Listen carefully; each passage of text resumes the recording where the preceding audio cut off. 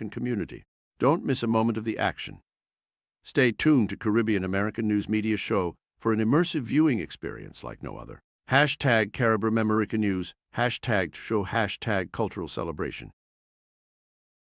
Welcome to the Caribbean American News Media Show, your premier destination for in-depth coverage, engaging discussions, and entertaining segments showcasing the rich tapestry of Caribbean American culture. Join us as we explore a wide range of topics, from current events and community spotlights to arts, music, cuisine, and more. Our show features exclusive interviews with influencers, artists, community leaders, and everyday heroes who are making a difference in the Caribbean American community. Stay informed and inspired with our thought-provoking segments that highlight the diversity, resilience, and creativity within our community.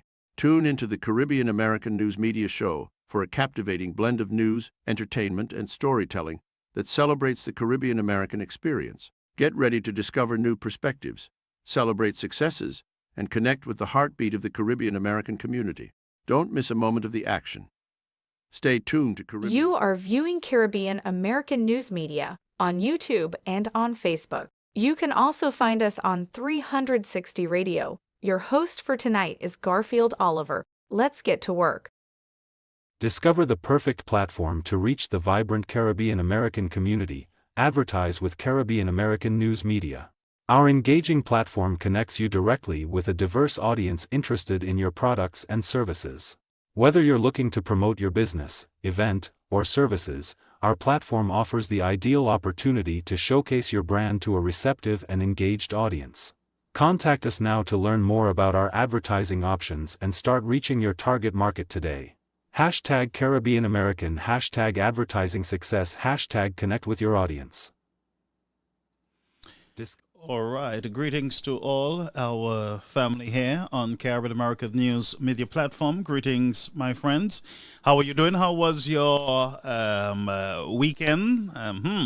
Yes, Saka Fete. Greetings to all. This is your official campaign watch here at Caribbean American News headquarters. We are over in Studio Z, in preparation for the upcoming general elections, and we are warming up the studio, getting it ready for prime time action. But greetings to all our brothers and our sisters on the platform tonight. Please share and like the page as you come in. If you have not subscribed to this platform, please do so. It is important that you flood Facebook tonight with Caribbean American News Media Platform. We're going to give you the time so that you can share with your enemies, your friends, and everybody else, because it is going to go down tonight. We are going to go down into the bouillon of the matter. Yes, my friends, there's a lot in the news. My desk is actually packed. There is no room on it with different developments over a period of time. And so we are going to be touching as much as we can tonight on some of these important matters that affect you, the citizens of the country. And so I'm inviting you to share the live, tag a friend. For those of you who are viewing us on your big screen TV, we want to welcome you to the platform. And I know that there is someone viewing us from the bathroom. I'm not going to call the name on the iPad, but I greet you. Thank you so much for being here with us. To all our beautiful Caribbean American News family, we're happy that we can be of service to you, that we can be here with you on this beautiful Monday night. And folks, you know, once it's Monday, it is Caribbean American News Media Platform. Okay, so please share the live. Mahawe Boss Lady Mahdi, and yeah, I'm not going to get in trouble with Boss Lady. Also, my friend Sylvie is over there, and Kathy and Gloriana. Yes, my friends, and all. I am seeing all the names coming in, but greetings to you over on our YouTube channel, on our Facebook channel. We want to greet all our beloved family, Lydia Francis, Marcellus, and Jazzy, and Stephen, and oh boy, the name is so much. Santa Claus over in Soufre, and Rosalind, my sister, my beloved sister. Barbara, greetings to you. Mangal, greetings to you. Some of those names I'm seeing for the first time. Mary Charlemagne, Bernadette Xavier, Saga Fet Dudo, Sagafet. Yes, my friends. We have Nolly. Greetings to you, my brother. And also, HSF, greetings to you, Mianda. Welcome to the platform. Maria, greetings to you and your family. And also, we have Delphine. Greetings to you. I hope I'm pronouncing the name well. And my brother, the heavy hitter, Arnold, is on. May greetings to you, Merlin Gill. How are you? Greetings, long time I have not seen you. Okay, we have May also. Beverly, thank you for the stars. Those of you who are sending stars, thank you so much for supporting the platform. Veronica, Franciscus is there. Veronica, yes, how are you? How are you? Betty, greetings. And John, yes, John, greetings. Greetings. Petra is always there, and my friends, Norrance is always on the platform. I have no fear when they are here on our media platform. All right. So, and we also have Bonte in the house. Kathy, greetings to you. Let me get over to our YouTube channel. We have our brothers and our sisters over there who are logging in great numbers.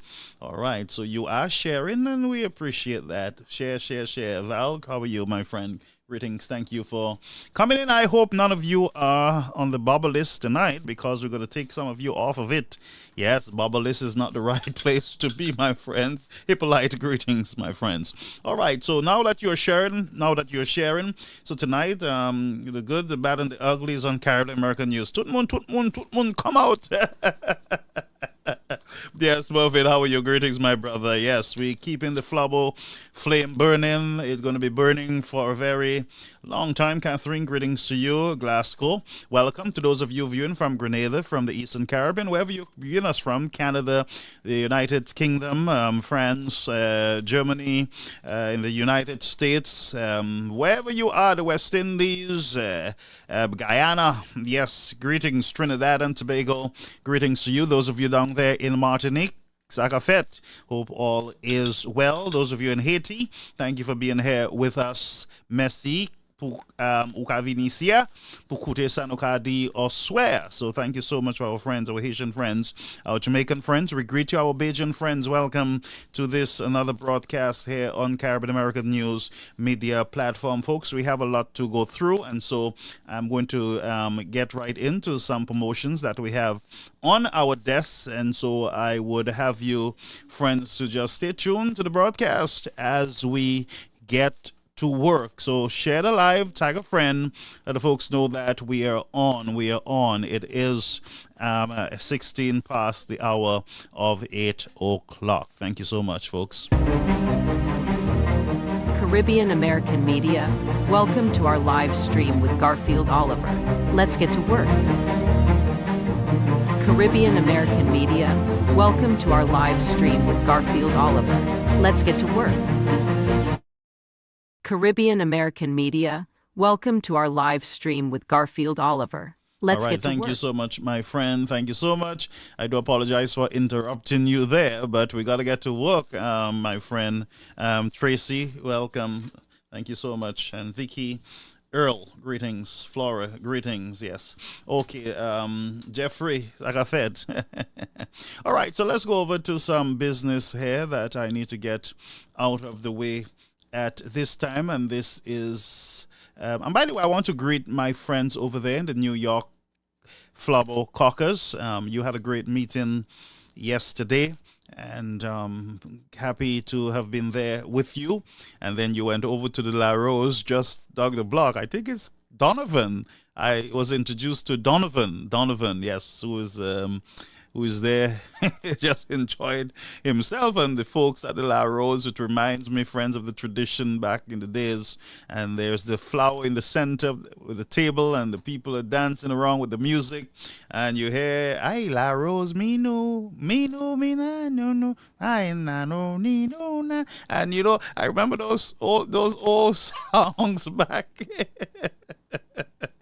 Back in the days, to see the older folks and even the younger ones going around the table dancing to the different music instruments, it brought me way back. I went over there to accompany some of the caucus folks, and then we left after, but it was something to behold. La Rose. And then at the end they say, Vive la Rose, Vive la Rose encore. All right, but come on, folks, give me a break. All right, so let's go over to. By the way, again, I want to congratulate the New York's Flubble Caucus for a job well done at your last fundraiser. It was indeed a success. I heard the report for myself. And you guys are on the right path. Keep pressing, keep pushing, and you'll be all right. Nothing to fear. Nothing to fear, friends. Organization and unity is key, and I appreciate the unity and togetherness that I see happening there. If there is no one on board as yet, you better get on board and get yourself together. I always say, put your feelings aside and let us come together to remove the SLP off the backs of the people of St. Lucia. All right, you got to come together to do that. So let's go over to a promotion that came over on our desk from the New York Flubble Caucus, and that is, I'm going to read, the New York Flubble Caucus presents Domino Tournament, and that is Friday, September the 6th. The venue 154 Utica Avenue, Brooklyn, New York 11213, and it starts at 7 p.m. and it is hosted again by the NYFC. The NYFC, that is the New York Flubble Caucus. Food and drinks will be on sale. $20 to get for players, something like that. Yes. Cash prices as players register. There's an increase as players register. Winner take all, and that's a promotion there from the New York Flubble Caucus there in New York. I believe Ian, the PR, will join us later on to help to push that announcement. That's from Ian, the PR of the New York Flubble Caucus. So let us go over to another. Let me just see there. I lost my screen. Let me bring it back. Our folks are all over the place tonight, but we'll get the work done. Right. Don't be afraid. All right. So let's go over again to the New York Flubble Caucus. Again, they're in action once again, and that is their annual back to school drive. Back to school drive. The deadline for donations would be August 23rd. Drop off location 456 Schenectady Avenue in Brooklyn, and also 117 Tamscott Avenue, Brooklyn. Also at Caribbean American News Media Headquarters in Queens, New York. And there is a telephone number for the Caribbean American News Media pickup. That is 347-623-9183. If you are in Queens, Long Island, and you would want us to pick up your donations for this back to school drive, you can also make your drop at Caribbean American News Media Headquarters there in Queens, New York. And remember, in Brooklyn also, 456 Schenectady Avenue, Brooklyn, and also 117 Tamscott Avenue, Brooklyn, New York. Brooklyn, New York, friends. Yes. So that is the New York Flubble doing their thing. Also, we will be having another announcement tomorrow, and that is the annual summer barbecue that is in Laurelton, Queens, New York, and that is the 2nd of September. There's going to be Guy Joseph, Nancy Charles of St. Lucia in attendance, and also the chairman, Mr. Prudent, is going to be there at that event. It's going to be one of the biggest event, by the way, that you would have ever seen here in New York from the caucus. We believe that the possibility is there that they will be using also the street that will be worked on. I am sure that it's going to be blocked so that you guys will be able to get even more space so that you can listen to the presentations and also have your fellowship with the other members of the United Workers' Party from across the area. I heard that there will be I heard that there will be a visitor from the Canadian caucus coming into New York for that event. And also we have folks from Connecticut, New Jersey, out of state that will be in attendance. So folks, make it a date. Try to be there as much as you can, all right? And so friends, remember that this is your official campaign watch for 2026, and we are already gearing up for the next general elections whenever that will be called. But we have dated it for ourselves. We have given it a year, a constitutional year, which is 2026, but it can happen before that, my friend. So we have a lot of work to do. So let's get right to work, my friends. Let's get to work.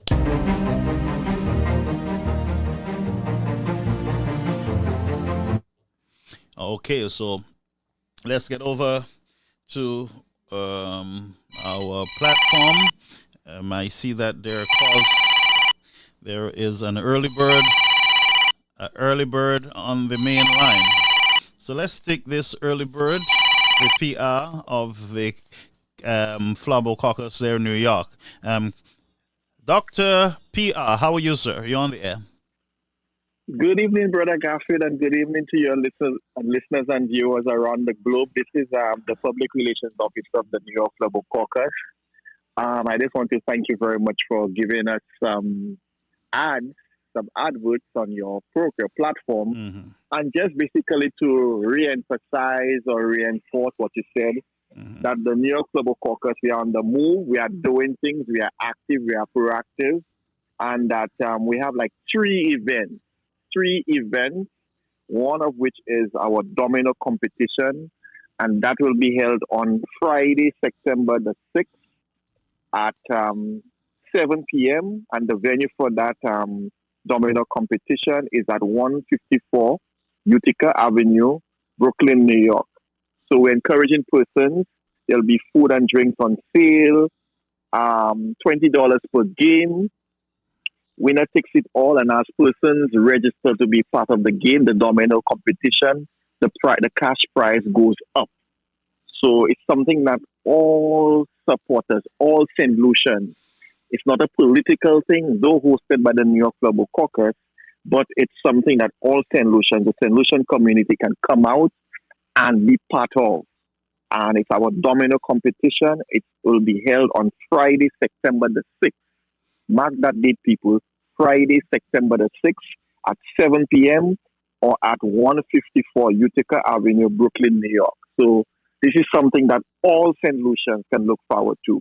The second event which you made mention of is our back to school drive. And we're encouraging persons who, put something, we always remember our needy person. It's back to school now, it's school time, school will soon be reopened. And there are a lot of parents in St. Lucia who cannot afford to have to buy school supplies for their kids. And this is where the New York Flabo Caucus is taking the initiative, and it's supporting our friends back home, with a little backpack with some school supplies and what have you. And I think the deadline, as you indicated, is August the 23rd, and the location which you alluded to, at Caribbean American News Media Office in Queens and New York, and you can call 347-623-9183. Yes. The next location is that everybody in Brooklyn is familiar with Tapscott at 117 Tapscott Avenue, Brooklyn, New York. You can drop off your school supplies there, your backpacks, your pencils, your crayons, your notebooks and stuff. And the next drop-off location, is at 156 Schenectady Avenue, Brooklyn, New York. So it's something that the New York Global Caucus, we are social conscious political arm of the United Workers' Party. We are concerned for our needy persons, friends and families back home, and so we saw the need now to come on board rather than just criticize and not being part of the solution. This year we're on board and we've decided, and it's an annual event. Every year we have that back to school drive, and so it's on this year. And like I indicated, the deadline to submit your school supplies and what have you is August the 23rd. So all those of you, St. Lucian, this is not just a UWP thing. This is a St. Lucian thing. There are persons back home in St. Lucia who need your help, who need the assistance. It's tough. Times are tough. And so let us have a social conscience and assist them. And so the New York Global Caucus, being that social conscious political arm of the United Workers' Party, we saw the need now to continue our back to school drive. So it's on. And the third event, that we're having is our annual Labor Day barbecue celebration. And I will just correct it slightly. It's September the 1st. Sunday, September the 1st is our annual Labor Day barbecue celebration. And the venue for that, let me just put everybody on notice, is at 138-20 on 224th Street, Laurelton, Queens, New York. And it's the zip code, if you coming out of New York and you have to use your GPS, the zip code is 11413. And this year promises to be big. When I tell you big, brother Garfield, it's going to be huge. As you indicated, the chairman of the United Workers' Party will be in attendance. The deputy political leader, Honorable Guy Joseph, will be in attendance. The public relations officer of the United Workers' Party will be in attendance, and that's our sister Nancy Charles. And also, there is a surprise guest. There will be a surprise guest with the New York Global Caucus. We're keeping that to our chest. So we're encouraging all supporters of the United Workers' Party and prospective supporters. Those of you who have recognized that this Labour Party government is taking St. Lucia in the wrong direction, this is an event that you cannot miss. It's Sunday, 1st September at Laurelton, Queens, New York, 138-20 on 224th Street, Laurelton, Queens, New York. And it promises to be big. We have a domino competition component in there. We're expecting to bring down one of our top Calypsonians who have always exercised a social conscience in the name of Morgie. We have some members from the Toronto caucus is coming down. We're getting calls from places in Atlanta, in Texas, all over the United States of America. Persons are indicating their interest because it's going to be huge. In addition to that, we're thinking of adding another component, a karaoke competition. So you can come sing your thing, sing a song of your choice, and a friendly karaoke competition. That component will be added into that event. And this event, trust me, my people, United Workers Party supporters in New York City and whatever state that you reside in right now, you cannot miss this Labor Day barbecue celebration. It's Sunday, September 1st at Laurelton, Queens, New York. And I just lastly, before I end, give the address again. And it's at 138-20 on 224th Street, Laurelton, Queens, New York. Transportation will be available with our driver, Storm. We're looking to add another bus because last year we recognized that the numbers is growing, and so there's a need for transportation. So I will, as the weeks unfold, Brother Garfield, through your platform, I will be making the meeting point location available to persons who want to go up to Queens. There will be transportation, so you will not be stranded. I'm saying to you, United Workers Party supporters in Brooklyn, New York, in New Jersey, all over. Once you live in the diaspora, you cannot miss this event. You have Guy Joseph, our deputy political leader. You have Honorable, you have the chairman of the party, and most importantly, there is a surprise guest. So, thank you for giving me the opportunity, Brother Garfield, and keep up the good work. No problem. Thank you so much. I want to put you on the spot. Thank you for your, how would I put it? A recent ascension, so to speak. But I will keep that keep that close to your chest until the event. Keep that until the event. Yes. So yes. Thank you very much for giving me the opportunity to make those three announcements. All right. Thank you very much. Thank you so much. All right, folks, that is Ian. Ian called it early. So let's get to work. First, a lot of work. So many of you would have been surprised by a lot of stuff that is coming out of the St. Lucia Labour Party. We're going to look at Philip J. Pierre. We want to have another look at him. I think that he have lost his marbles, and we need to have a discussion in trying to assist him in getting some of them back, because I think they're rolling all over the place, and we cannot have a prime minister with his marbles all over the place and stuff like that. We got to help him out here on this platform. So share the live, folks. Share the live. All right. Okay. So Philip J. Pierre in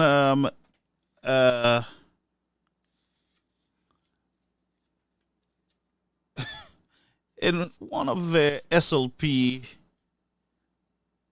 meetings, I believe it's the youth arm of the party, made a statement that I am concerned about, and we're going to discuss them one by one, all right?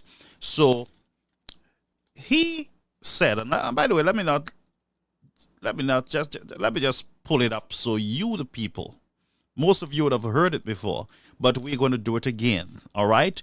We're going to do it again. And this is Philip J. Pierre at his youth meeting, convention, whatever you call it, accusing the United Workers' Party. And I am very concerned about the statement, and I'm going to fix the statement. We will fix the statement tonight.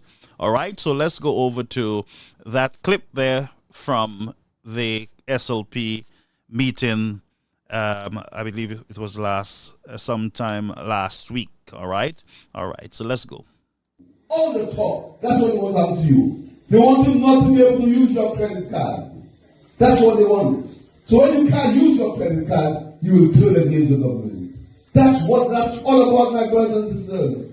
That's what the United Workers' Party is all about, because of their jealousy and their envy. When you in opposition and people voted for you, and you tell the whole world. Hold it, Philip. Hold it. Let's just fix this as we go along. Now, you said a lot of stuff there. There's a lot of accusations and assumptions and bordering on besmirchment and all kind of stuff mixed up in a bouillon. And that's a problem when you have your bearings flying everywhere so early in the game. It's only 3 years and your marbles rolling all over the place. So let's see how we can fix this, because when you accuse the United Workers' Party, you are accusing all those more than 30-something thousand St. Lucians who have supported this this beautiful party. You know, you just said, Mr. Prime Minister, that the United Workers' Party wants St. Lucia to lose their corresponding banks. The United Workers' Party don't want the country to progress. The United Workers' Party want bad for the country because they are jealous.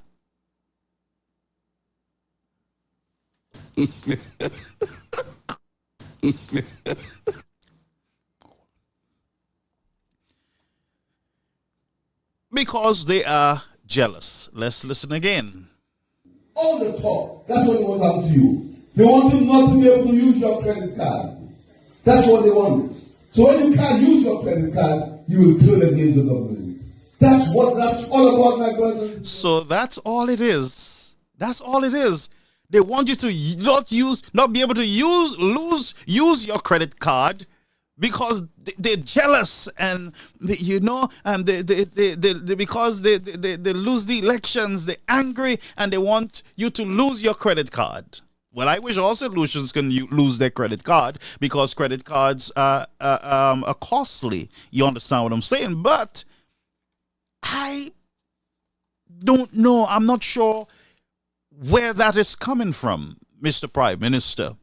And it is understandable when your marbles are everywhere that you're going to say a lot of things that, are not factual, and you almost sound like a conspiracy guy, a guy who believes in conspiracy, a guy who believes that the injection is the mark of the beast, that the vaccine is the mark of the beast, a guy who believes that there is somebody out there that is in your phone that is going to come through your phone and choke you off during the night when you're sleeping. That's how you sound. And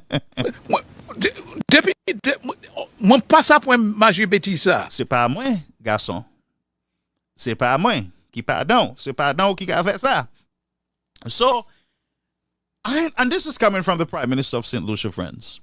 This is not coming from a party hack, or it's not coming from the chairman of the SLP. It is coming from the Prime Minister of St. Lucia. And he's telling you, he's accusing the United Workers' Party. He's accusing almost 40-something thousand St. Lucians of wanting you all to can't use your credit card because of jealousy. And I want to ask a question tonight. What is there to be jealous of, Mr. Prime Minister?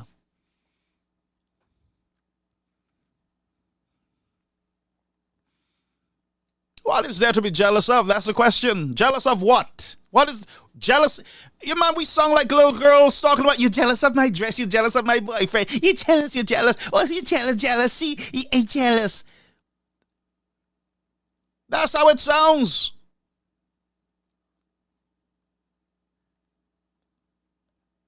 The charges sounds ridiculous. The accusations sounds ridiculous because it is the same United Workers' Party that warned this SLP government and told them that the possibility is there that we can lose our correspondent banks because of the careless attitude by his government concerning the CIP program. Many of you heard Mr. Shastney warning in the House, warning at every opportunity he gets. We might have a problem with correspondent banks, Mr. Prime Minister. Fix it. But I don't know what news Mr. Prime Minister got that he's running ahead of everything, maybe to say to St. Lucians, if anything happened, if you hear anything next week about the banks, it is not us, it's them, it is the opposition. And many of you would sit there, trying to ensure that you have all your marbles yourself, of course, because you will start questioning yourself. And I would question myself. I would want to know whether the United Workers' Party are the ones who is the government of the day. I would want to ask myself, wait a minute, is Mr. Shastney the Prime Minister? 3 years now. He was voted out by the people.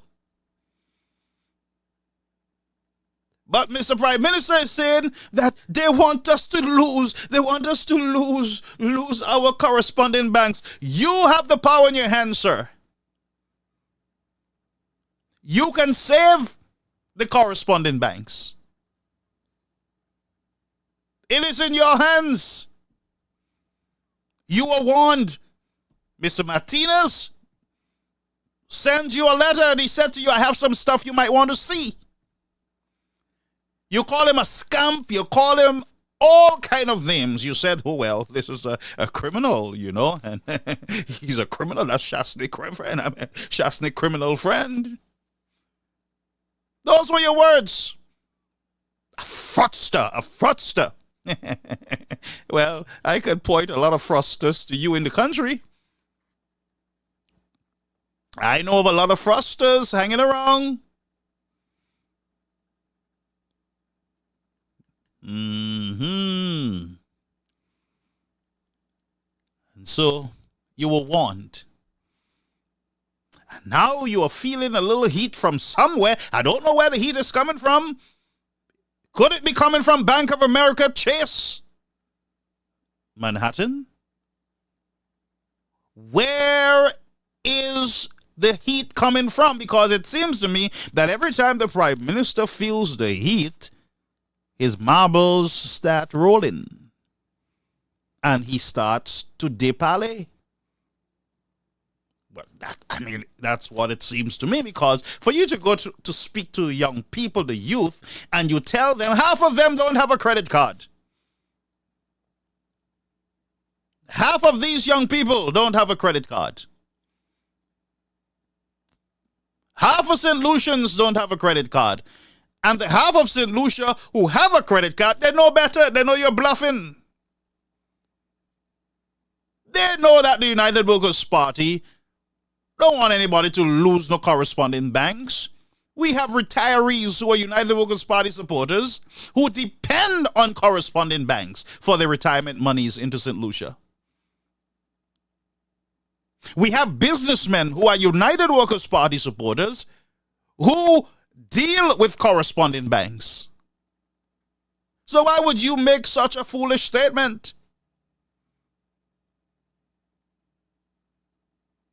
If my daughter made that statement, I will call somebody to come and check or oil her bearing or do something about her bearing, because it might be going.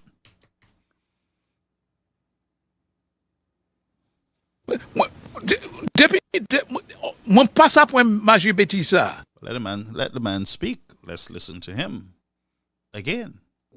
That's what the United Workers' Party is all about, because of the jealousy and the envy. When you're in opposition and people voted for you, and you tell the whole world what you say to the world, and you lose these corresponding banking relations, what will happen to the country?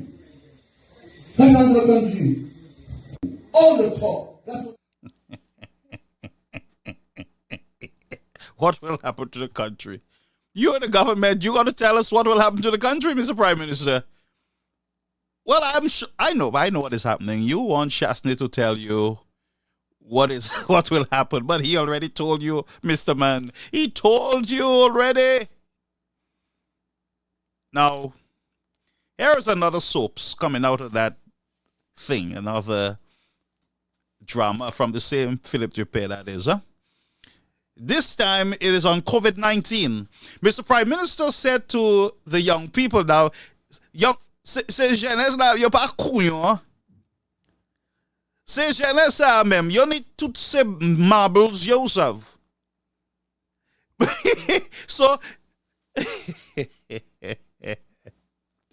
the young people sits there, and these young people, they're watching pair as though, okay, there go Grandpa is losing it. Grandpa didn't take his medication, and everybody's saying, well, kite Grandpa pale, he kind of put kite, he kind of put boeglo. Mwen pas sa pou Major Betty sa.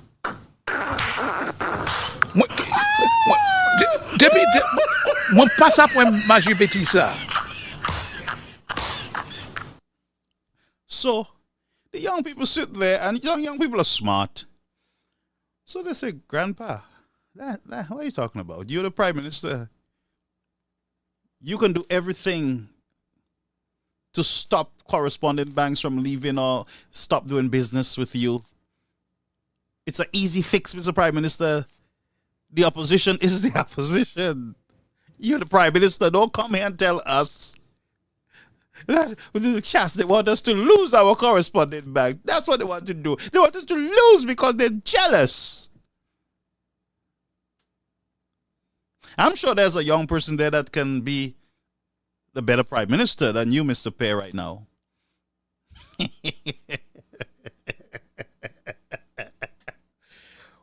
Philip Pear is doing like, when you have a family gathering and you have this grumpy, elderly family member that comes over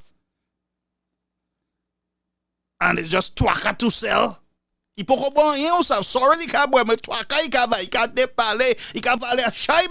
lot of things he's saying. But grandpa, tale can fall asleep. He can do tale.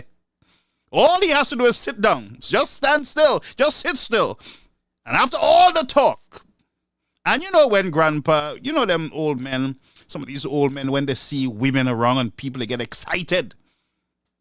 You vle danser, you vle faire tout ka le bagay yo pas à faire, yo ka try faire. Show off. Boast. C'est ça grandpa ka fait ici. Mais c'est jeunesse la savent that grandpa kai do put.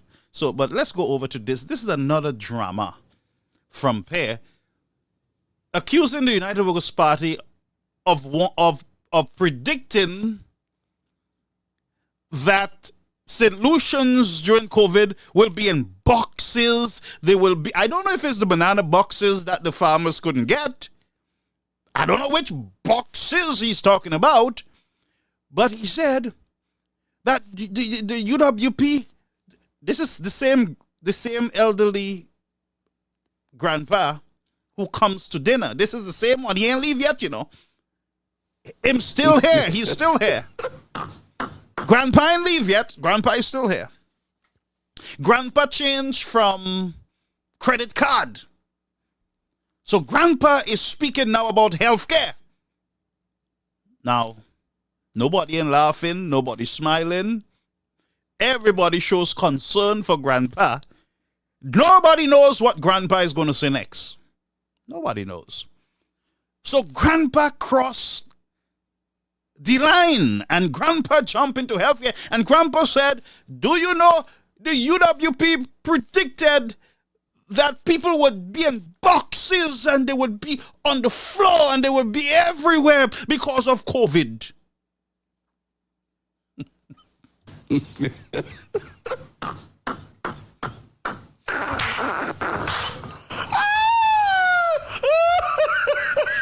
Grandpa behind me.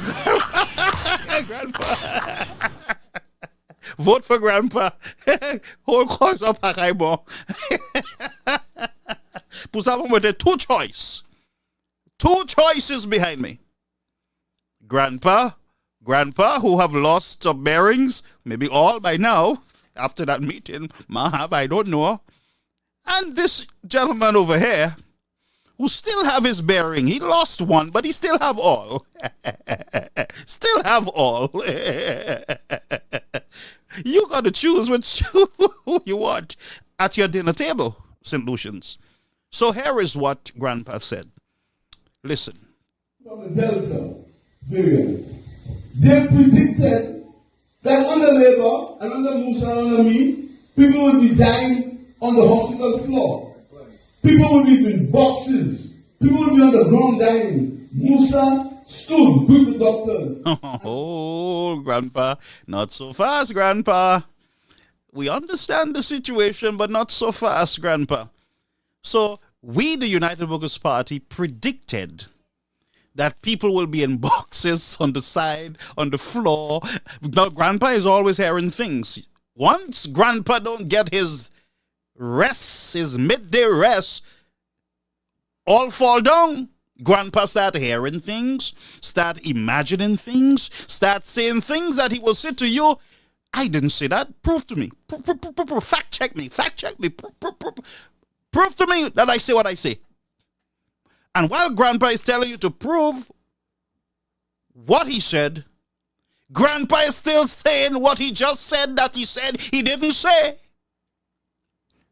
And the more you remind Grandpa that he said what he said, Grandpa has already convinced himself, all by himself, that he did not say what he said and what he is still saying. That's Grandpa for you. That's when you eat too much macaroni and cheese at the dinner table. When you drink too much sorrel, you start hearing things. And so, Grandpa said that the United Workers' Party, and if the group United Workers' Party said that, I would give them a good scolding tonight. Because the United Workers' Party, Mr. Prime Minister, don't forget, went through the storm of COVID-19. The United Workers' Party had their hands in the throat of COVID-19. Remember that. Remember the United Workers' Party, they are the ones who kept thousands of St. Lucians alive. It is the same United Workers' Party, Mr. Prime Minister, who kept you alive. Even while you were marching during COVID, and even while you were on your knees in the boulevard, Black Lives Matters. Deputy. Taylor, Black Lives Matters. So, I don't know where that came from, folks. I have my bearings. I lose 2, but I still have a few more. But this is the same SLP government, friends, who were on their knees with Ras Aipa. The same one with Ras Aipa on their knees in the boulevard, Alison Jean, and all the crew shouting, Black Lives Matters, Black Lives Matters, Black Lives Matters, while black lives were in danger as a result of their carelessness, their slackness, their nastiness. As a result of their march, a lot of black lives went to their graves. They died. They started spreading COVID like wildfire in the country. It was the same SLP government. They predicted that all by themselves. Not the UWP. You predicted it. You knew what you were doing when you took those people out there in the streets protesting, and when you took them down to Soufrière on a boat, you SLP people. You took them on a boat with the press. They were on the boat trespassing on people's property in everybody's face, in the policeman's face, spreading your dirty COVID. You predicted the cardboard boxes. You predicted that people would have died on the streets because you had them on the streets. You had them on the boats. You had them by the sea singing, Jack don't want me to bed on the beach. So that's why I'm saying to you, you guys got to be very cautious. And you guys need to get on script because we are not asleep. We are not asleep. We are not afraid. We will stand up, we will speak up, and we will expose your propaganda and your deception because it is deception. It is deceptive. It is deception. And you're trying to mama guide the citizens when you are the ones who endangered their lives. You guys had a track record of breaking the protocols and wanting us to give Netflix to the boys. You are the ones who had people in the streets taking pictures, harassing tourists in the country. You are the ones that will be in a stumbling block while Alan Shastney and his party, the United Workers' Party, try to protect the nation. And they committed political suicide to save the nation, while you went out there because you wanted power and you didn't care a hoot about the lives of the people. So don't come and tell us United Workers' Party and it's them. They say you are in box, you'll be on the road, on the sidewalk, you will die everywhere. No, you and your gang had no regard. And you know what you did? While the Prime Minister understanding, Mr. Shastney understanding that it is a political year and it is time for elections to be called, and they were planning and trying to get advice from the medical folks, and they were seeking information as to how we can have a safe elections. You were busy beating pants. Call the elections. Call the elections. Call the elections. You remember? Call the elections. Call the elections. You remember? You couldn't wait. You couldn't wait.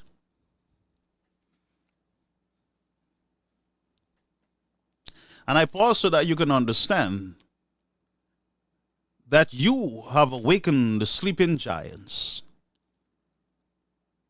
You, SLP, have documented a campaign for us. You organized the 2026 campaign for us with your mouth and with your actions and inactions. And all we have to do is to just play back the tapes. All we have to do is go back in history, Mr. Prime Minister. You can't fool us with flashing papers everywhere. Look, Shastney sell everything. He sell the airport. He sell this. He sell the teeth. He sell your teeth. He sell your eye, your glasses. Shastney sell everything. That ain't working, sir, anymore. Because you guys have proven to us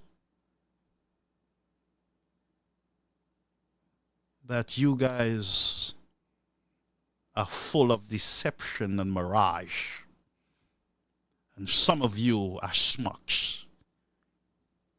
You guys have proven to us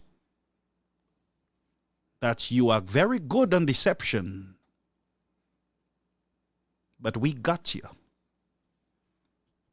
And your own words shall bring you down, SLP. And let me tell you something. Don't you dare talk about COVID-19 again. You have no right. You guys should have a conscience and you should say, let's not talk about COVID.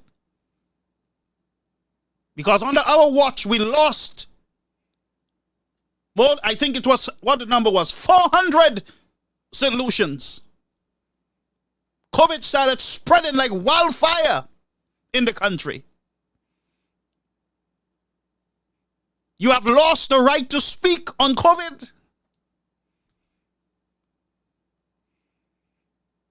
You guys have lost your rights to speak on COVID-19. Because you pair told us that St. Lucia was the worst prepared. When Sean Edwards told us that St. Lucia had surprised him, the organization that he saw, the machine that he saw, he said he was shocked. He said that St. Lucia is the best prepared. Don't forget, Mr. Pear, that you were in conflict with your own comrade, Sean Edwards. So we got you. Let me let you continue your rant in the meantime, but we will listen. We worked and we kept back the dire consequences of what they were predicting for the Delta variant. No, sir. The Delta variant, stop it. Oh, the Delta variant was not as bad as the first strain of COVID-19. No. You all didn't experience nothing with COVID. You guys brought on a wave of COVID. You guys brought on a wave of COVID on yourself. So you guys didn't have anything. When you guys got into office, remember this, you guys met the OKU hospital operational, You guys handed over the hospital closed with a name on it. Do you remember that we had 2 hospitals in St. Lucia? The Victoria Hospital, and we had the St. Jude Hospital in the stadium. 2. Don't forget that when you came in, you got 3 hospitals. So you give the SLP, give the United Workers' Party 2 hospitals to work with, 2 broken hospitals to work with. The United Workers' Party under Alan Chastanet gave you 3 main hospitals to work with. The third one, he had given you a brand new building. A brand new building. But instead, you took that third option of a major medical facility in this country and you played politics with it, sir. So we got you. Remember, that the UWP administration had to open a new hospital because you guys, all you could have done was to name it. Big ceremony. And why did you name it? Is it because you wanted to draw down on monies for that hospital, or you wanted to show the Europeans that yes, we open it, yes, we name it, we in the process of opening it, but you guys didn't have $1 to open it. Where the money gone? Kenny said something went wrong. So don't come and make us start questioning our own sanity as though we, the people, have lost our bearings. No. Please don't insult us as a nation. Don't do that. We wouldn't have it. So when they put people in the old Victoria Hospital, a man hung himself. Now, decency would say to you, sir, you don't use a man hanging himself for any political jab. That man has a family that might still be hurting. You might be bringing back fresh. You might be digging back that body and bringing it back into the hands of the families. Just by mentioning that a man hanged himself, you have no manners. You're just loose with your words. That family, for all I'm concerned, can still be grieving over their loved one. And here is a prime minister inflicting a second round of pain and memories on this family for political games. Ain't no boundaries. You have accused 40-something thousand St. Lucians of wanting the country to lose credit card access. You accuse the over 40-something thousand St. Lucians of predicting that there'll be dead bodies in boxes and all kind of thing and all on the floor. And now you're trying to accuse 40-something thousand St. Lucians of being responsible for someone hanging themselves during COVID. Sir, do you know during COVID worldwide, a lot of people took their lives? Do you know during COVID that a lot of lives were interrupted? A lot of families' life was interrupted. A lot of pain was inflicted on families. Why would you try to use that as a political weapon? You have no manners, sir. And I call on all St. Lucians who have lost loved ones during COVID to reject the St. Lucia Labour Party. A vote for them would be a vote to sanction the pain that you went through.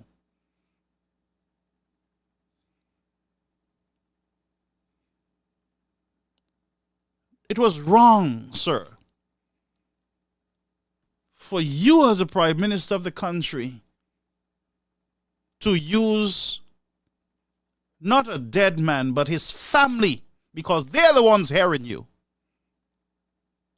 bringing them back to that sad moment when they got the call that their loved one took his own life. That's not a joke.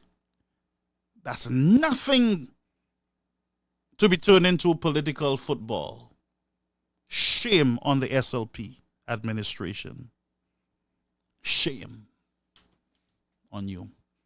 But go ahead. You guys have no limit. It annoys me when I hear these hypocrites come talk about health care. As if this government doesn't care. Shut your mouth. You don't know nothing about health care. We have a broken health care in the country. We have lost thousands of souls at these health facilities.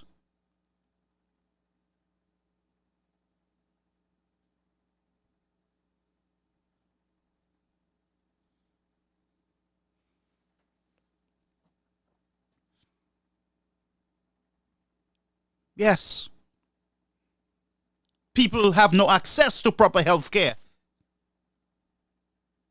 You have no boasting rights. No party has boasting rights when it comes to health care. What we want is all our governments to continue to improve the health care in our country. Health care is not a political football either. That's a hands-off thing. You don't mess with, you don't talk about healthcare like that, like it's some football or something. When we have women in Dennery have to be raising monies, barbecue, selling pork, and still they cannot raise the money to get healthcare. Don't talk about healthcare when we have an elderly woman, 70-year-old, right now, her face is swollen. Blood coming through her eyes. And all she got was a letter telling her to go to Barbados. And don't talk about the many families who can't get a bed. Don't talk about the gentleman who have prostate cancer and was told next year, come back next year. Come back next year. Your appointment is next year.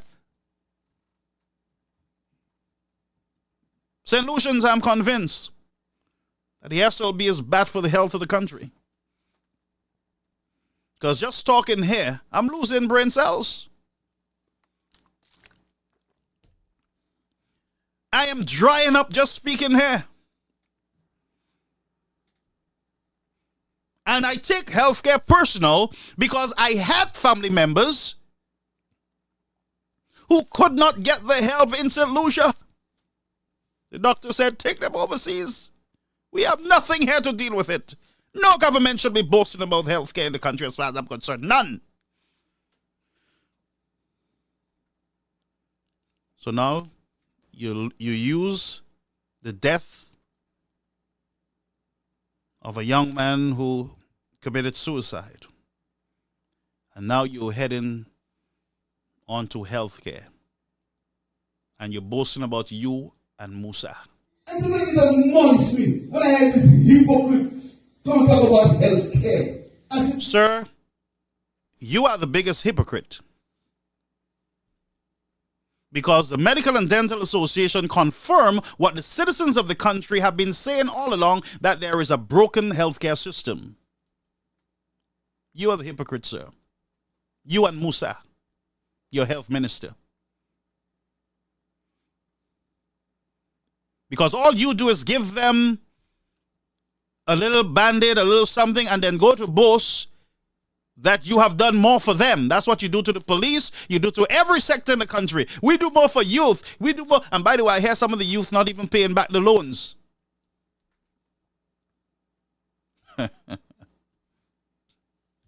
And you know why they're not paying back the loan? The possibility is that business ain't running.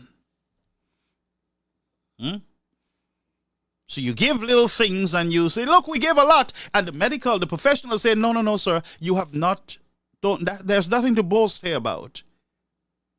You have not even scratched the surface. We need more bed space, but you are building a little fall cub in Vieux Fort when you could have taken the opportunity to build bigger, better, with more beds. You could have extended more. You could have come in and said, well, the UWP wanted to give you all 200 beds. We, the SLP, will give you 300 beds. That would have been a win-win, sir.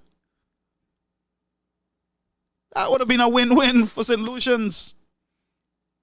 More is better because there's a shortage of bed in the country. So SLP don't come with that name-calling thing, because we can call names too. You guys are a bunch of hypocrites, you and your health minister. And I am upset when it comes to health, because there is enough evidence out there. There are St. Lucians, both in the SLP and UWP, who are there suffering now because they can't have access to health. No government should boast about anything in healthcare. What you need to do is to keep working to better healthcare. Ain't no boasting there. Bad manners. You yourself, hush your mouth. I have no time for that tonight. Go ahead. Doesn't care about healthcare. Anyway, enough of that. Let's go on. There is more. There is more. It ain't finished yet. The story continues as the world turns. Philip Trippey reminds me of the young and restless, bold and beautiful. Drama, drama, drama. Never-ending drama. Well, I know some hack want to come and cuss me off. I'm fearless right now. I don't care. You can cuss, you can talk. Ain't nothing that you can say that you have not said. Right now, we are dealing with the issues that are affecting our people. I am not the issue that are affecting the people of St. Lucia. And that's why you, the SLP, are at this point. St. Lucians, I have a story to give you on the SLP. I have a story to give you. Now, if you have not shared the live, you need to share it and stop having me sweating here all by myself. Tell your friend, come on. Tell them, come. Let's have a discussion here, because these guys got to be exposed for their hypocrisy, for their propaganda, for their lies, from their deception. Fresh Start is an example of the deception, the lies, the propaganda. They told us Chasney gave away land. Chasney father, they built roundabout because of Chasney father land. Then we find out that Chasney father gave them the land. And this other guy, Mr. King, knew that all along, but encouraged the SLP to continue with their propaganda and their lies. This is the moment of truth. We are living in a period for St. Lucia of revelation and expose. And I tell you, righteousness will always prevail in the land. I am telling you, righteousness will always prevail. All lying lips will be exposed. All deception will be exposed. And there are a lot of people that will eat vomit, and they will eat a lot of other things. Najis prophesy, lani yoki kai maeg kakakosho.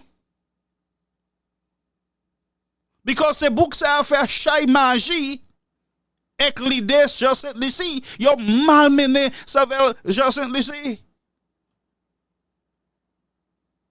The Bible says a lying lip is an abomination unto the Lord.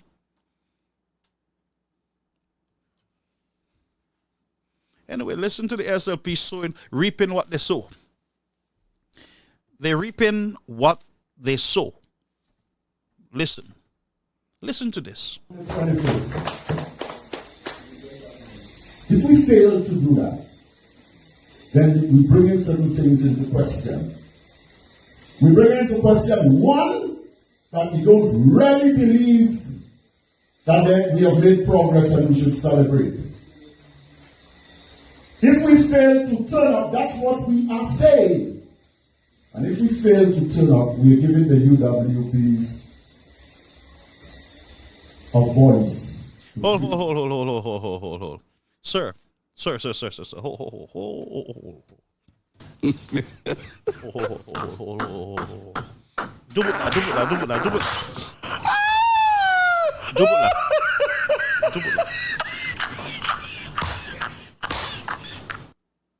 Dubula. Now, those of you under the live, don't get distracted. There's a lot of distraction that is going to come. Y'all stay focused. Don't get distracted. We deal with the issues.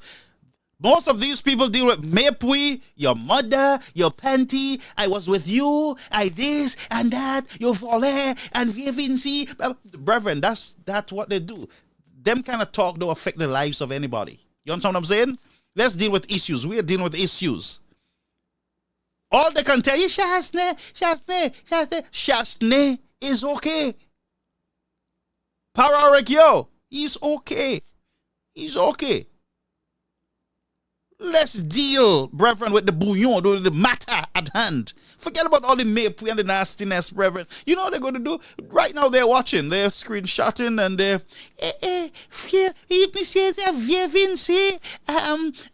he's not a pastor, you know. And what?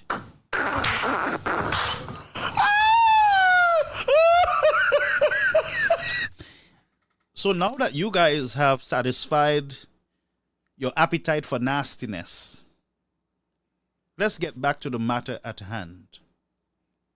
And I'll tell you, the matter at hand is not Mr. Chasney. It is not the United Workers' Party. It's not me. You guys are in government, you know.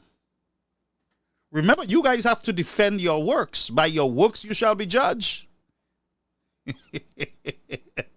By your works, Chasney and the UWP already pay the price. It's 3 years now. They're on timeout by the people of St. Lucia. Not they, we are on timeout. 3 years now. But Tale, you will see time in. You all that got to defend your turf. Why is me? Anyway, let me go back and deal with this. Let's go back. You swear, brethren, you swear Chasney and the UWP government. Boys, almost out. We got you. Smocks. Anyway, so here is the SLP saying to their people, y'all please come. Y'all have to come out. We'll look bad. If y'all don't come out, it will look real bad. Y'all will give UWP, y'all will give them things. They will laugh at us, see? They will mock us. But of course, they know that. That's honestly, they're honest there, they're right there. Because mom think we tell her, but they're working hard. Them fellas working hard. Them fellas will even bring the mosquitoes to Castries. Brethren, if you can't walk, they will bring you there. Whatever it is, you're coming down. They bring you down by any means necessary. $500 a pop, $400 a pop, right rum, whatever it is, by any means necessary, we have to get people in Castries, even though they're passing through. Come. They have to please come, because you know how bad it will look if you all don't come. Why you all acting like you all not on fire? Why you all acting like you all tired of us already? It's only 3 years, eh? I'm telling you how it sounds to me. That's how it sounds to me, brethren. Forgive me if I am pushing it, you know, but that's how it sounds to me. Y'all, please come, please. Don't make the flabble laugh at us. Oh, please don't do it, please.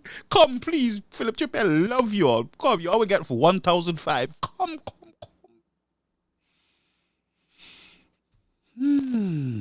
You will give the flabbo a voice. But hello, the flabbo has a voice. We have over 40-something thousand voices. And we have the best leader after John Compton in St. Lucia. Why?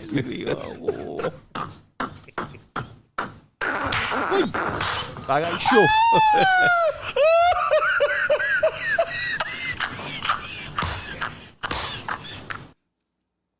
Now, this is the same prime minister who was telling them, they lose, Shasi, you lose. Tell them they lose. But you sound like you're losing.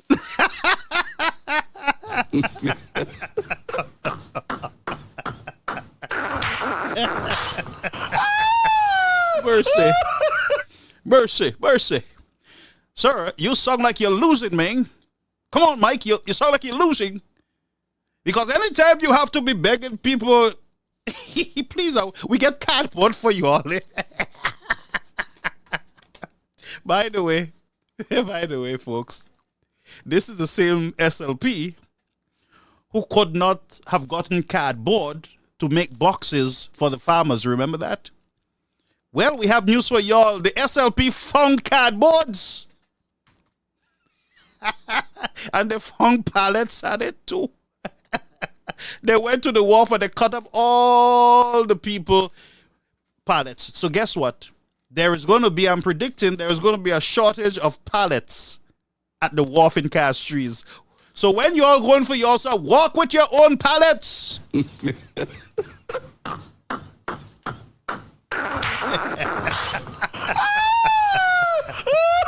Hashtag pallets, The farmers, y'all are going to have, the hacks will come, let them come. They better go and try to convince their people to go to Castries.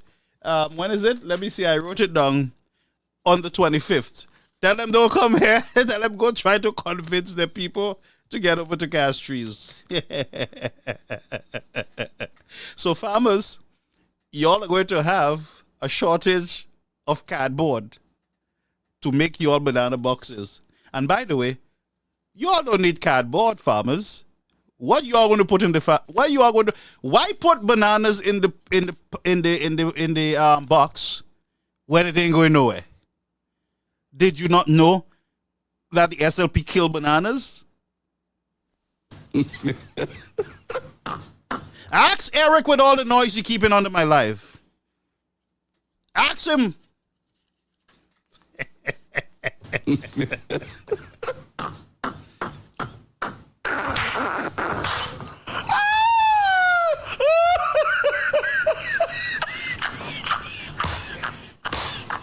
Eric, come with something to make you vote UWP. You vote where you want. Everybody have a choice. Vote where you want. I ain't bringing nothing for anyone of you to vote. I'm just exposing. It's just expose revelation going on. If you want to go and vote for SLP, that's your choice, your prerogative. Go and do it. You understand what I'm saying? That's your choice. All right? If you love misery and hard time, Zafel, you're free, brother. I still love you, but you go. It's just like the sermon says, sweetheart, I love you, but you got to go. Go. I fear Zafel.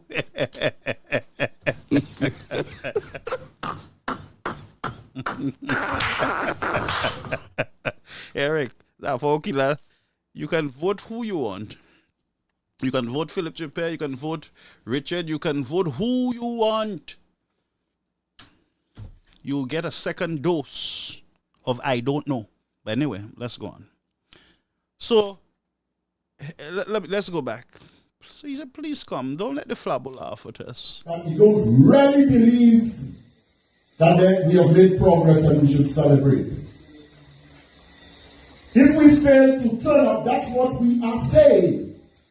And if we fail to turn up, we are giving the UWPs a voice to criticize us. My brothers and sisters, do you want to do that? So, I invite you. Oh. So he asked them, do you want to do that? One person I hear say, no. One, and I don't know if that's Eric's voice, but one person.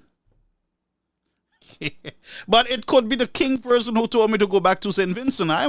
Nothing wrong with me going back to St. Vincent, you know.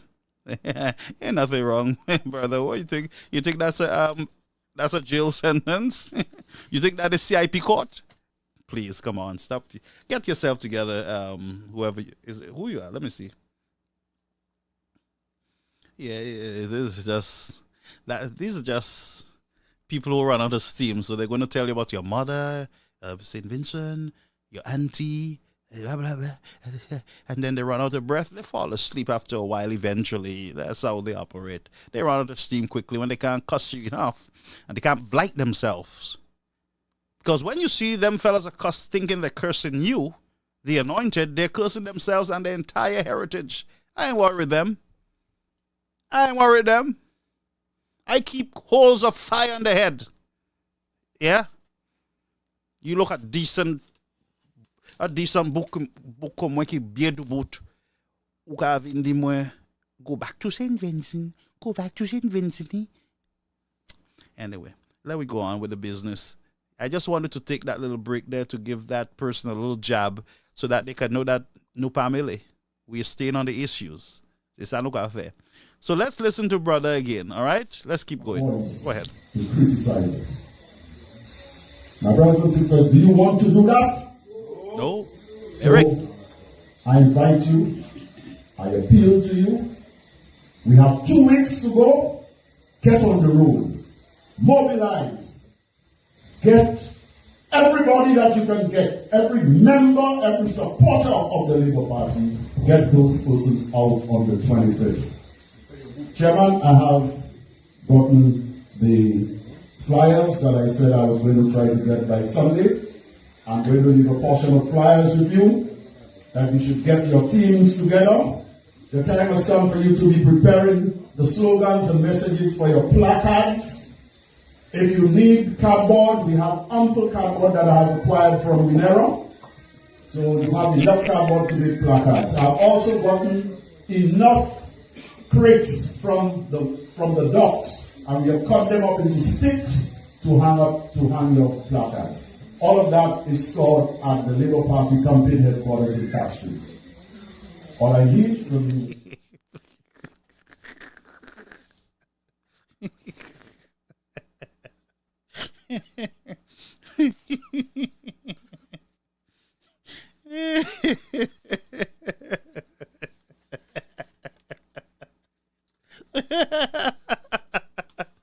Oh, my people. Oh, wise me up.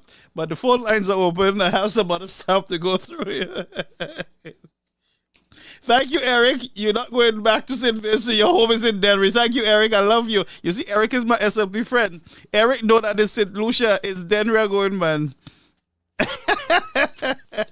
I'm a product of the United States, but I love Eric for that. I love him to death. Leave my friend alone. Y'all don't give Eric no maple over there, but let me get back on track. Leave my friend alone. But let's go. Let's go to some other stuff we have here. But the lines are open, 929-586-1821. So we dealt with the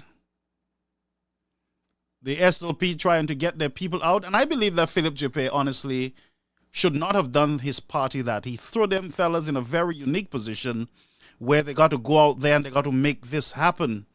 And I know them, they will make it happen. He put them in a very unique spot where now them fellas have to go and, figure this out, how to get the people out, how to wring the people's hands and make them feel that the UWP is coming for them. And folks, the UWP ain't coming for nobody. Yes, we will laugh. We must confess. Of course, we're going to laugh. All right? We'll laugh. I want to show you something that, as Pierre is talking about, what he was talking about, COVID-19. Let me show you something, right? I want you to just bear with me. But you all can call. The lines are open. I want to hear from you, the citizens of the country. The line is open. But listen to a press conference from Musa and Philip Jipe. That's while they were in opposition. All right? They were in opposition. Listen what they were saying about COVID-19. All right? The tech is going to come over to the main screen in 1 1 minute, all right? St. Lucia Labour Party has made some very damning allegations against the government for its handling of St. Lucia's response to the new coronavirus. The SLP's spokesman on health, Moses John Baptist, alleges that the government has been slow and negligent in its responsibility to protect the nation in light of the coronavirus outbreak. Is there any truth to speculation that Chinese nationals, some of whom are connected to the DSH project, were allowed to land in St. Lucia deliberately before the announcement of restrictions by the government? Two, now, hold a minute. Them fellas full of conspiracy, you know. Go ahead. To assess these individuals who may have returned from China or may have been in environments where the disease could have been transmitted, even if they came before the date of the restrictions. The St. Lucia Labour Party advises all St. Lucians to follow the advice of our medical professionals and remain vigilant. We further call on the government to implement fully regional decisions on this deadly coronavirus outbreak. The chief medical officer disclosed on Tuesday that 4 persons are currently in quarantine but have so far presented no signs or symptoms of infection by the new coronavirus. The opposition alleges that Chinese nationals involved in the upcoming Royal Turf Club horse race have been allowed to enter St. Lucia ahead of Tuesday's ban and are roaming freely. Did the government of St. Lucia deliberately delay the announcement? Deliberately to allow their friends who are connected to a proposed horse race in St. Lucia to be in St. Lucia? And are these people in St. Lucia? Where did they travel from? Where do they live? Are they at their homes? Are they lambing around Grosile? Are they going to the restaurant? Are they coughing? St. Lucians have to be worried about this. And there are people who have said that they saw the Chinese nationals entering St. Lucia. The leader of the opposition called on St. Lucians to take personal responsibility for their health and well-being, particularly in light of this looming pandemic. We must all take personal responsibility for our own health, for our own fitness. If you notice, I have taken personal responsibility for mine. I've changed my diet and I've lost some extra pounds. So you will see for yourself, it's a deliberate attempt by me to be fit and healthy.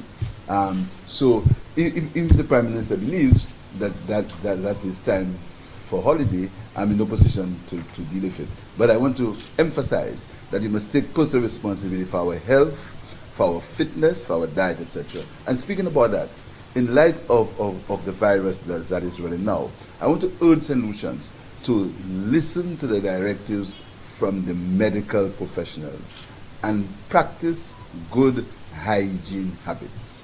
So in response to your question on the Prime Minister's vacation, I can't opine on the timing. I know we are in a very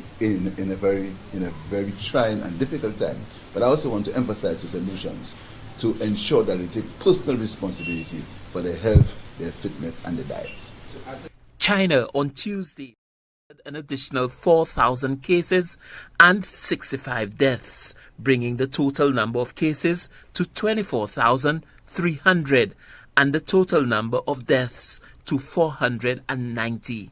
There are so far no reported cases in St. Lucia. Newsforce has been informed that anyone who had recently visited China would be quarantined and that this was in place even before Tuesday's ban. Stanley Lucian for the HTS News. So the conspiracy is that, could it be that Chasney allowed his Chinese friends to come in?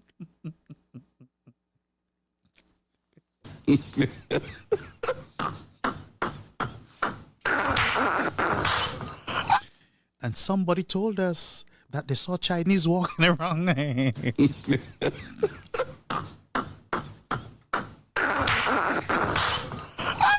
And you know the problem is that their fellas have a straight face And Philip Japet is at the back with his little smirk on his face. Yeah, tell them, Musa. Make yourself look stupid, Musa. Tell them. Could it be? Because a friend of mine, somebody said that they saw Chinese walking around. Let me ask you, St. Lucians. How many Chinese you see walking around now in St. Lucia at St. Jude's Hospital?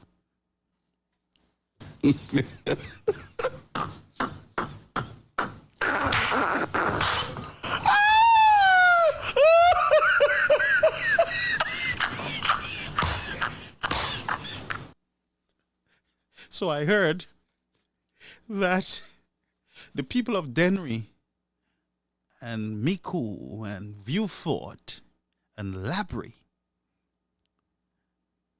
cannot get a job because there's a whole set of different people in Vieux-Fort. Indians from Trinidad, from India, from all over the place, and somebody told me that they saw them walking around in Vieux-Fort. Musa, where you? You're not from Vieux-Fort? You don't see them walking around in Vieux-Fort, Musa? When you come in to lie to the citizens of the country, Musa, you don't see them all around, little short people all over the place? You remember? I heard this short fella. The sky is falling.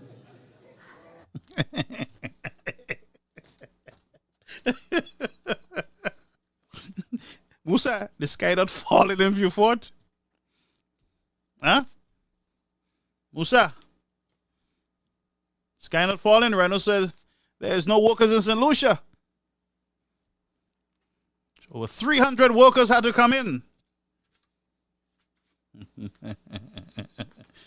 But Musa say, somebody told me that they saw Chinese walking during COVID in St. Lucia. Could it be that Chasney brought them in and then he sneaked them in the country and they're walking around and where they are? We don't know. We don't know if they're at Grosile. We don't know. But Mr. Musa, if the person tell you they saw the Chinese, at least they will tell you where they saw them, of course. They would say, we saw them in Vieux-Fort. We saw them by the beach. By Jack Beach in Grosile. We saw them in Dennery. They didn't tell you where they saw the Chinese. They didn't tell you all that.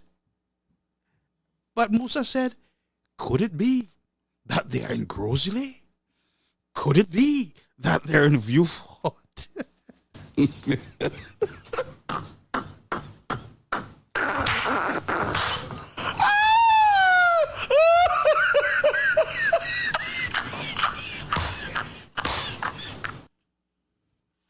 Folks, I don't know. My friends. I don't know what to say to you, the citizen of this country. I have another one. I have another one for you, You're too good. Y'all are too poisé. I have something else for y'all. I have something for y'all.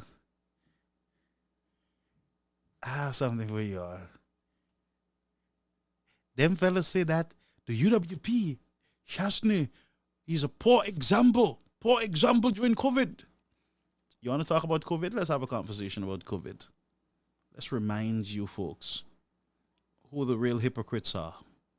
We'll remind you. So bear with us as we have the new tape uploaded and brought over to the platform. Prime Minister Alan Chasney has been accused of setting a poor example by the SLP. On Sunday, through a post on his official Facebook page, the Prime Minister informed the nation that he had been to the Choiseul constituency to witness rehabilitation of the Park Estate Road in that area. He also wrote that he had taken time during the visit to hand out masks to those who did not have and to listen to any concerns which those he met may have had. The Prime Minister's weekend activities have been found wanting by the SLP, which asserts that the Prime Minister acted irresponsibly, violating a directive which he himself has given to the population. On 31st January, the latest 10-day COVID-19 protocols were set to expire. Citizens awaited an update to the nation, but instead were shocked by images of the Prime Minister campaigning in Choiseul, violating COVID-19 protocols. According to the prohibition of all social gatherings, In public and private settings, individuals are to limit their contact to their immediate households. While citizens are being patrolled and fined for breaking COVID-19 protocols, the Prime Minister continues to set a poor example and demonstrates his belief that he does not have to follow rules. The Nation says the SLP hangs in limbo as it awaits the next move by the government to arrest the COVID cases. In the absence of the live update to the Nation, a press conference from the Office of the Prime Minister informed anxious St. Lucians that the expiring COVID-19 protocols would be extended for an additional 3 days. On the day when the country recorded its highest number of cases, 216, along with 2 deaths, and the expiring of the 10-day COVID-19 protocols, the disdain of the Prime Minister for the people was very evident. This, at a time when our healthcare professionals are overwhelmed, our citizens are frightened, and St. Lucians need hope. The 7-point plan proposed by SLP leader Philip Pierre says the SLP offers confidence, hope, and a science-based opportunity to push back on the current COVID-19 wave affecting the country. The opposition party is not pleased that Pierre's plan has been dismissed by the government. For the DBS News World, I am Zane Romulus. Well, Zane, is it 3 or 4 years now?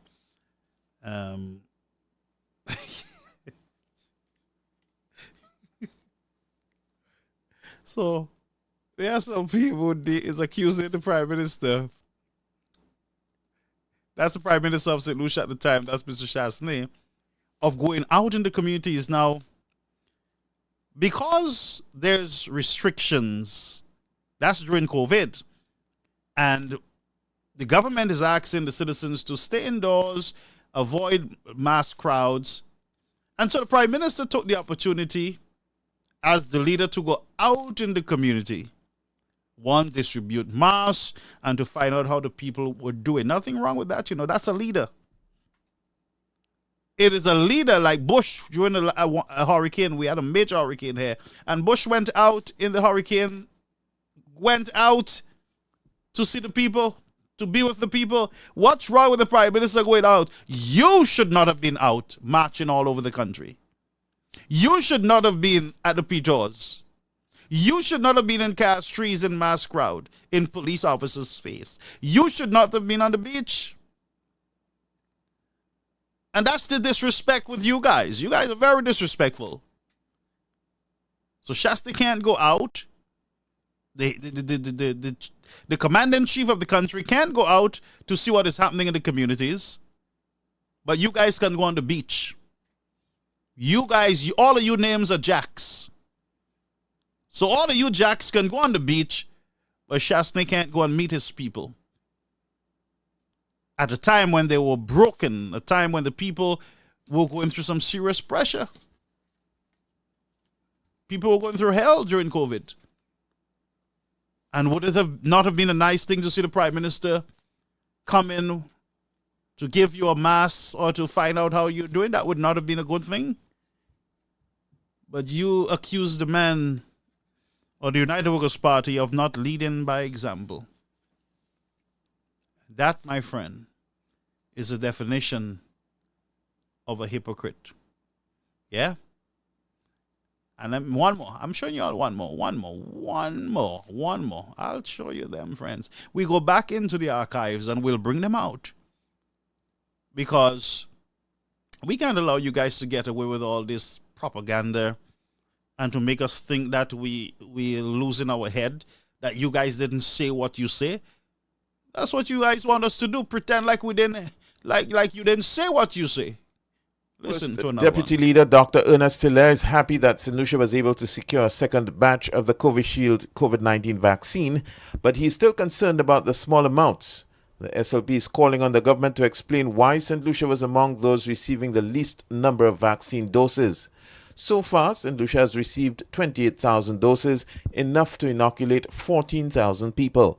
According to Dr. Hilaire, other regional counterparts received a lot more than St. Lucia did. We are asking the government, is it because we were so late in making a request for vaccine from India that our numbers are lower than other countries? And if so, the government should tell us why the diplomatic efforts were so late in securing vaccines for St. Lucia. But let us be grateful for what we've received. The COVAX facility also announced a delay in the shipment of the Oxford AstraZeneca vaccine. The vaccine was scheduled to arrive here at the end of February, but now that date has been pushed back to the end of March. When it arrives, St. Lucia will be receiving 74,400 doses, enough to vaccinate 20% of the population. The SLP is also concerned about the level of public sensitization on the vaccine. Dr. Hilaire. Now, I just wanted to play that so that you can see the hypocrisy of them fellas. Them fellas are putting pressure on Chastney and the United West Party. Where's the vaccine? We need a vaccine. You guys, where's the vaccine? We need vaccine. Mr. Chastney decide, look, we got to get vaccines by any means necessary into the country. All the bigger countries are sucking up all vaccine. I don't care about vaccine. I never got it. I don't want it. I don't care about it. I tell the truth. But I'm just trying to show you the hypocrisy of politicians. The hypocrisy of politicians. Get the vaccine. We don't have no vaccine. Where's the vaccine? We want vaccine. A good government would listen to the people, of course. So Chastney got some money approved. Try to get, some vaccines, get some folks to step in, third parties, step in, try to get those vaccines in the country. The Labour Party turned around. Where the vaccine money? He thief our money. Where the money? Where the money? There's the vaccine. The worst prepared. Where?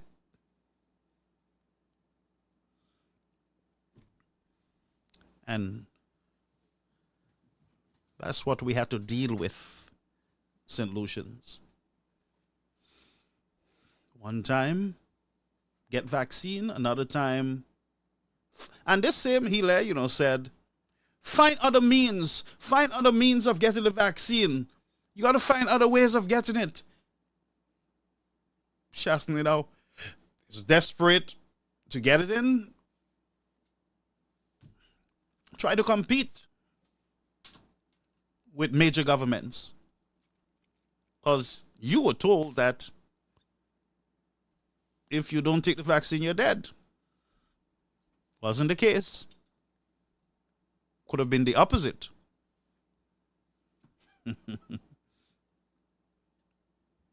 But that's the confusion with government, my people. That's the confusion that are out there. The problem is that many of you,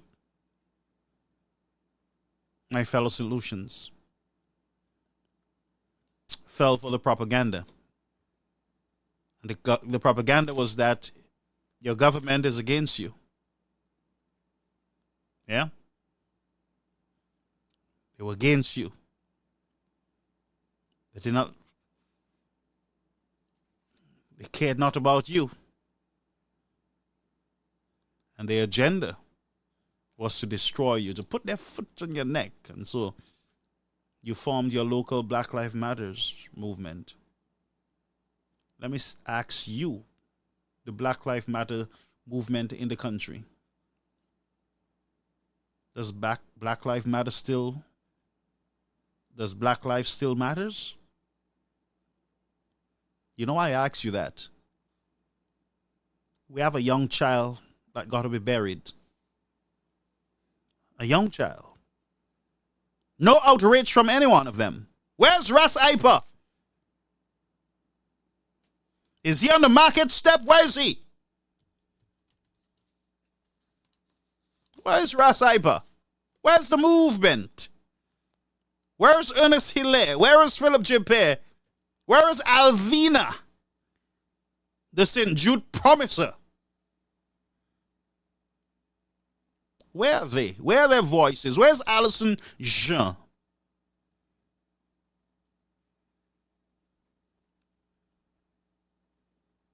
Somebody said that Ipa is drinking ginger ale with kerosene in Castries. Where are they?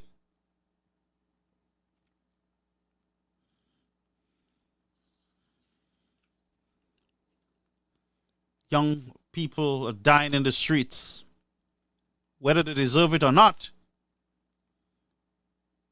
ex-police officer, parked in his car.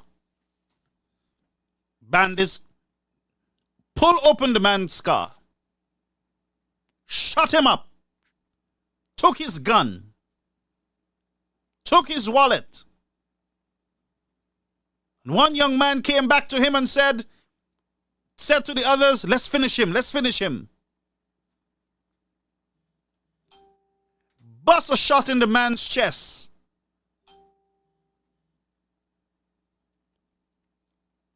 And these are young fellas, you know. Bust a shot in the man's chest to finish him.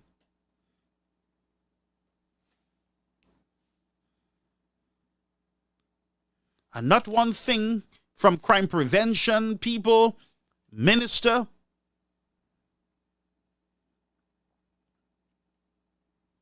no Black Lives Matter movement. Man almost lost his life sitting in a car. And what shocked me is that them fellas say, let's finish him.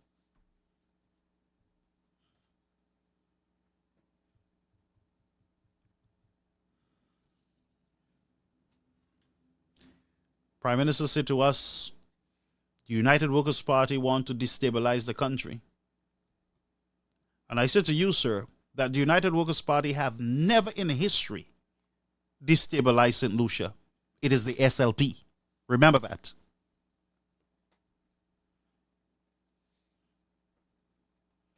Remember that. It has never been the United Workers' Party. When you guys were with all your negative about about the COVID-19, while the government is fighting for their life, will you be negative or positive? When every time the Prime Minister breathed, you were down his throat at a press conference. Was that in the interest of the people?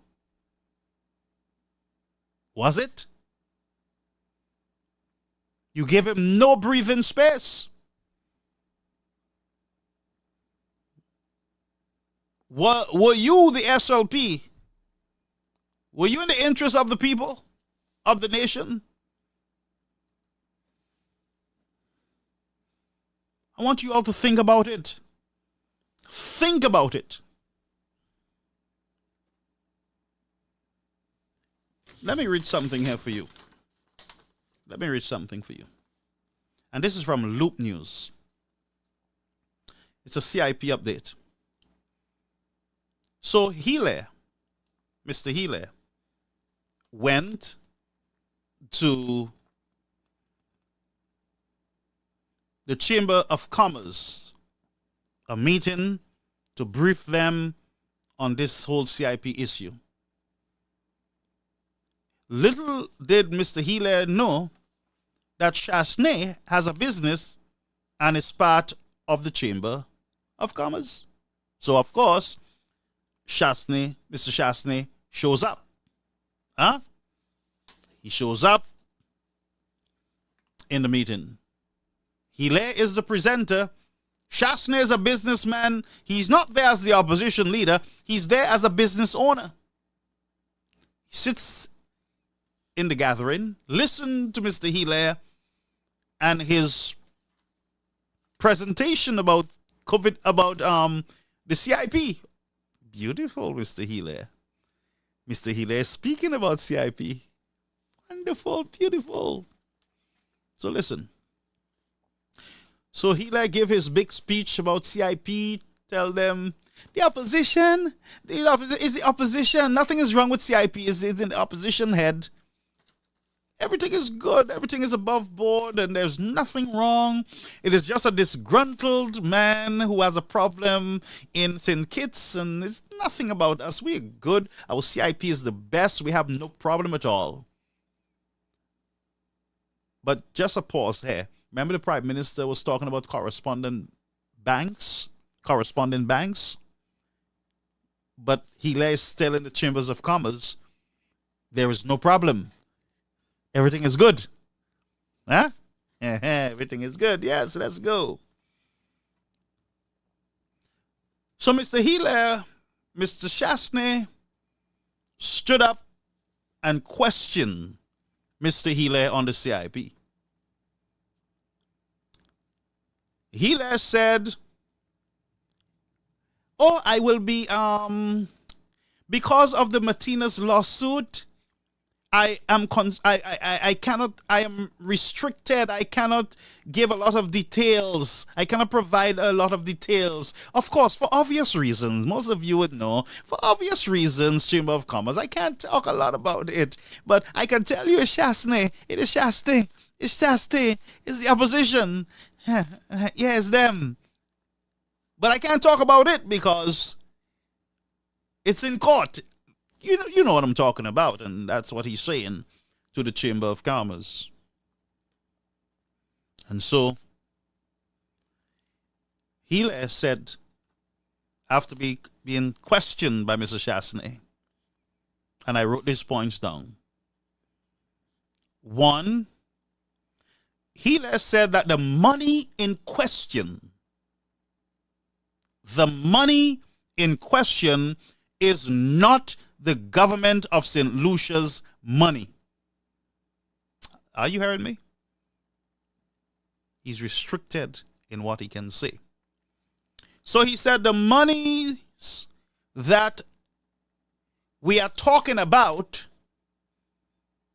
the conspiracy, as they said, it is not state's money. If it's Galaxy, in other words, he's saying it's Galaxy money.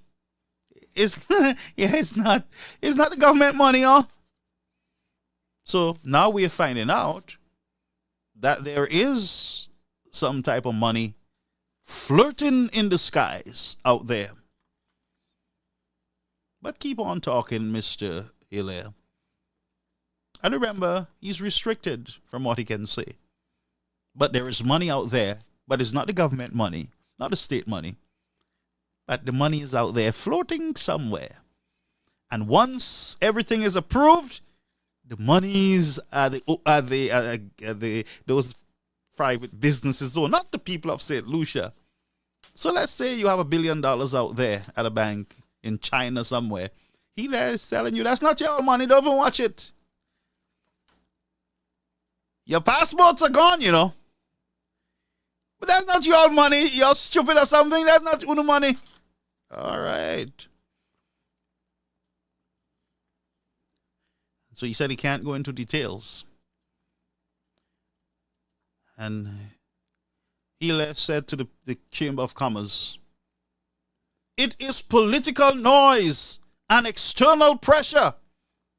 In other words, the United Workers' Party, they're just keeping noise. Whole set of noise from the UWP. Nothing, it's just noise and external pressure. It's nothing to bother about. But Mr. Emmanuel, the CIP chief, went up to Washington as a result of opposition noise.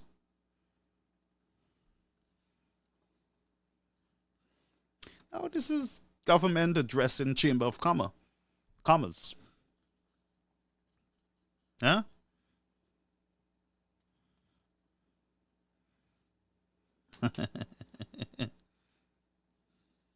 So Mr. Chasney continued to press him, and Mr. Chasney took him to task because he's coming to a Chamber of Commerce meeting, but he's playing politics. He's attacking one of their own member. You understand what I'm saying? You think he would go there and be neutral and, whatever report you have, you give it to them. MCU, Mal, Melis, Evelio, at least you tell them something. Stick to your script. Stick to the script. It's in court. The matter's in court. I can't tell you all a lot, but everything is fine. And we're working on everything. Everything one of these days, everything will be okay. You can trust us. Well, the CIP program is strong, is vibrant, and we have due diligence, and everything is going just fine. You tell them that, and you sit down. But this guy went there politicking and accusing one of the Chamber of Commerce members who happened to be the opposition leader, the Honorable Alan Chastanet. He says to Alan Chastanet, "It's you." And so Mr. Chastanet told the Chamber of Commerce, I hope that you guys will afford me the opportunity to address you as the opposition leader. Good move. So Mr. Chastanet was taking off hats and putting on hats. One time he's the opposition leader, take off the hat, he's a businessman. Now he have that privilege because that's what it is. Man with many hats. He only have one hat. Government minister, CIP. The CIP owner, basically. Minister of CIP. So he says that Martinez don't have a problem. He don't have a problem. Martinez is doing his thing. Should be with St. Kitts and Nevis. And it has nothing to do with us. Nothing at all.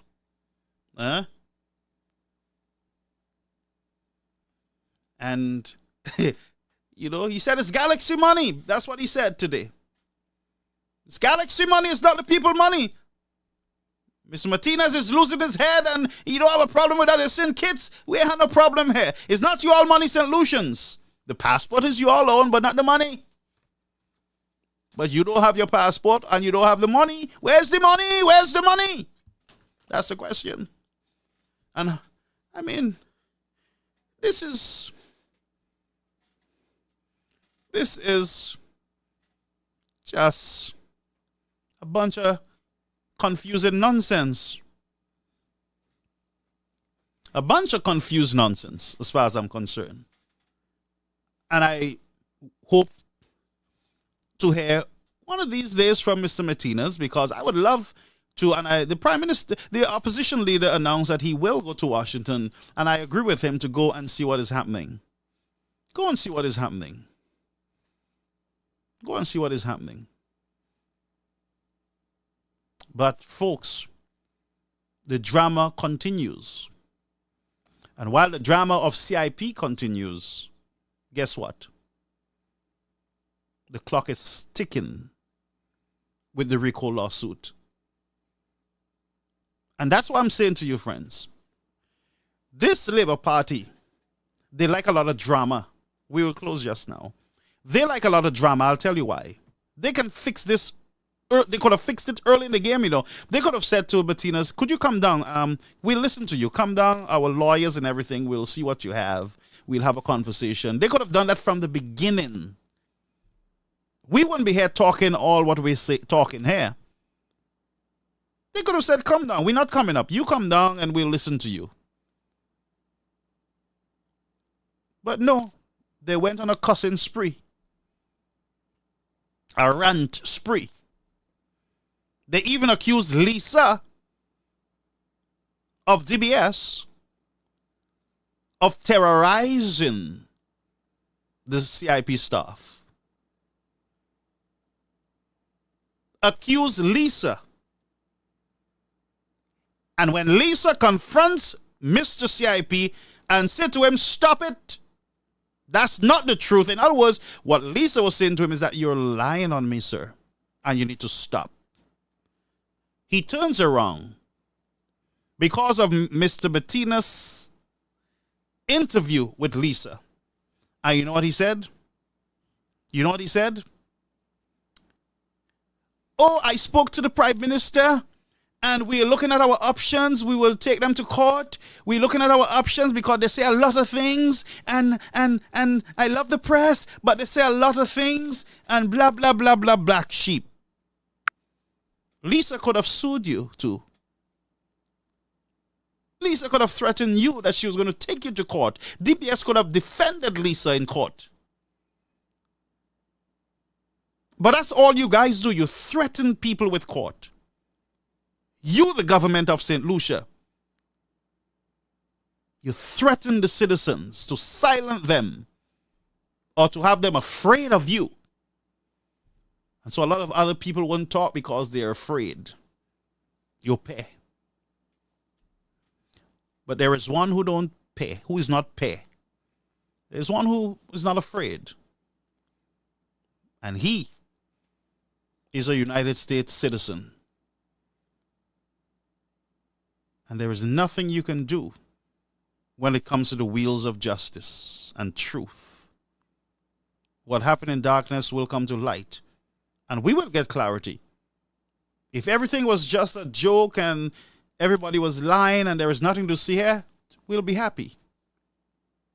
But if there is something for us to see, we'll be very disappointed in you, the Labour Party.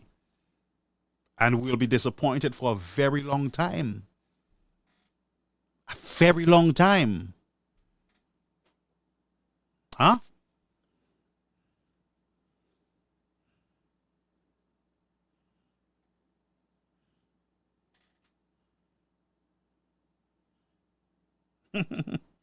$1 billion. Yep. And keep talking. Mr. Martinez's lawyers are listening. The opposition is listening. The world is listening. The court is listening. Keep speaking. Now we find out that you're saying it's not the state's money. It is Galaxy's money, basically. Or whoever the investor is. It's their money. St. Lucians, I'm going to read your comments. I don't know if something is wrong with the phone lines, but it is 10:09. We're not going to let you stay longer. But I'm going to read your comments, my people.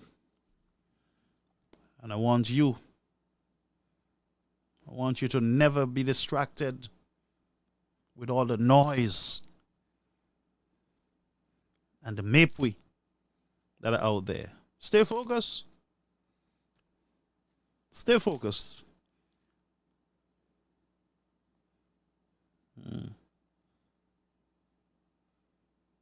Lisa says, but Martinez called names of those who give him information.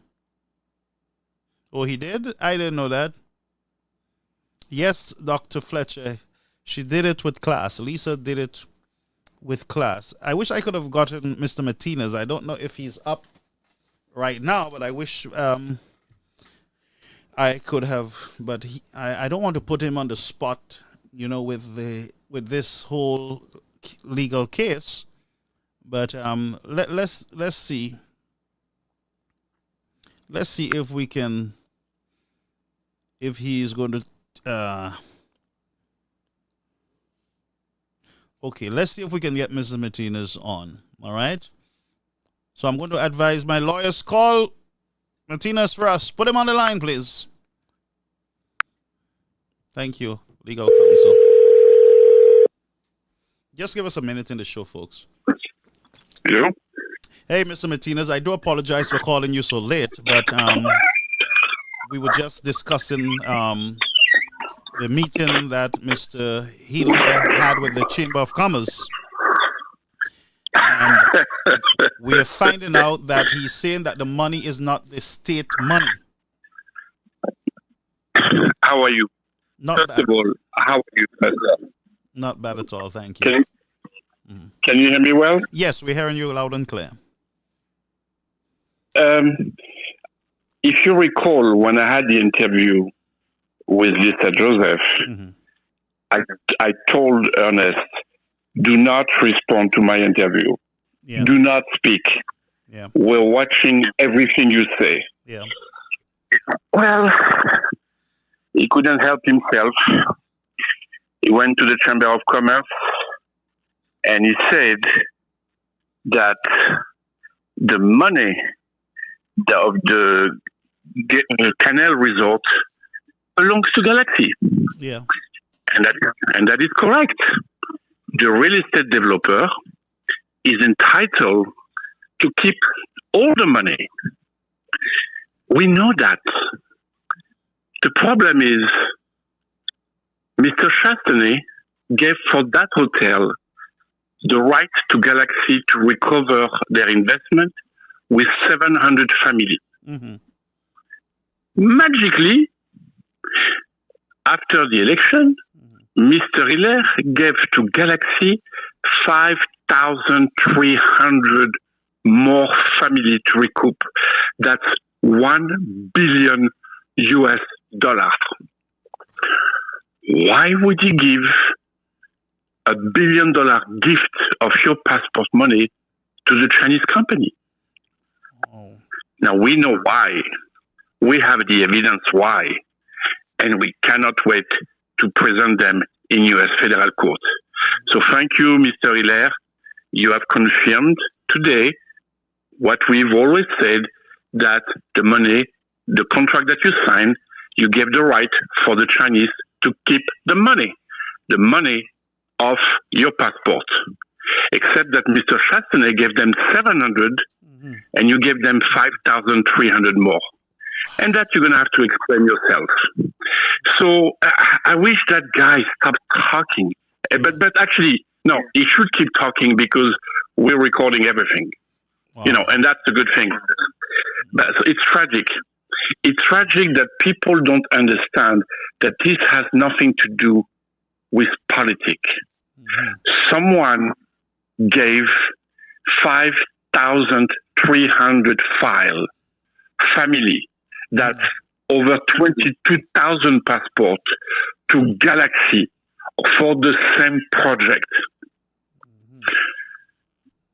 Wonderful. You guys must be a very rich nation to give a gift of $1 billion to Galaxy, right? And you know what, guys?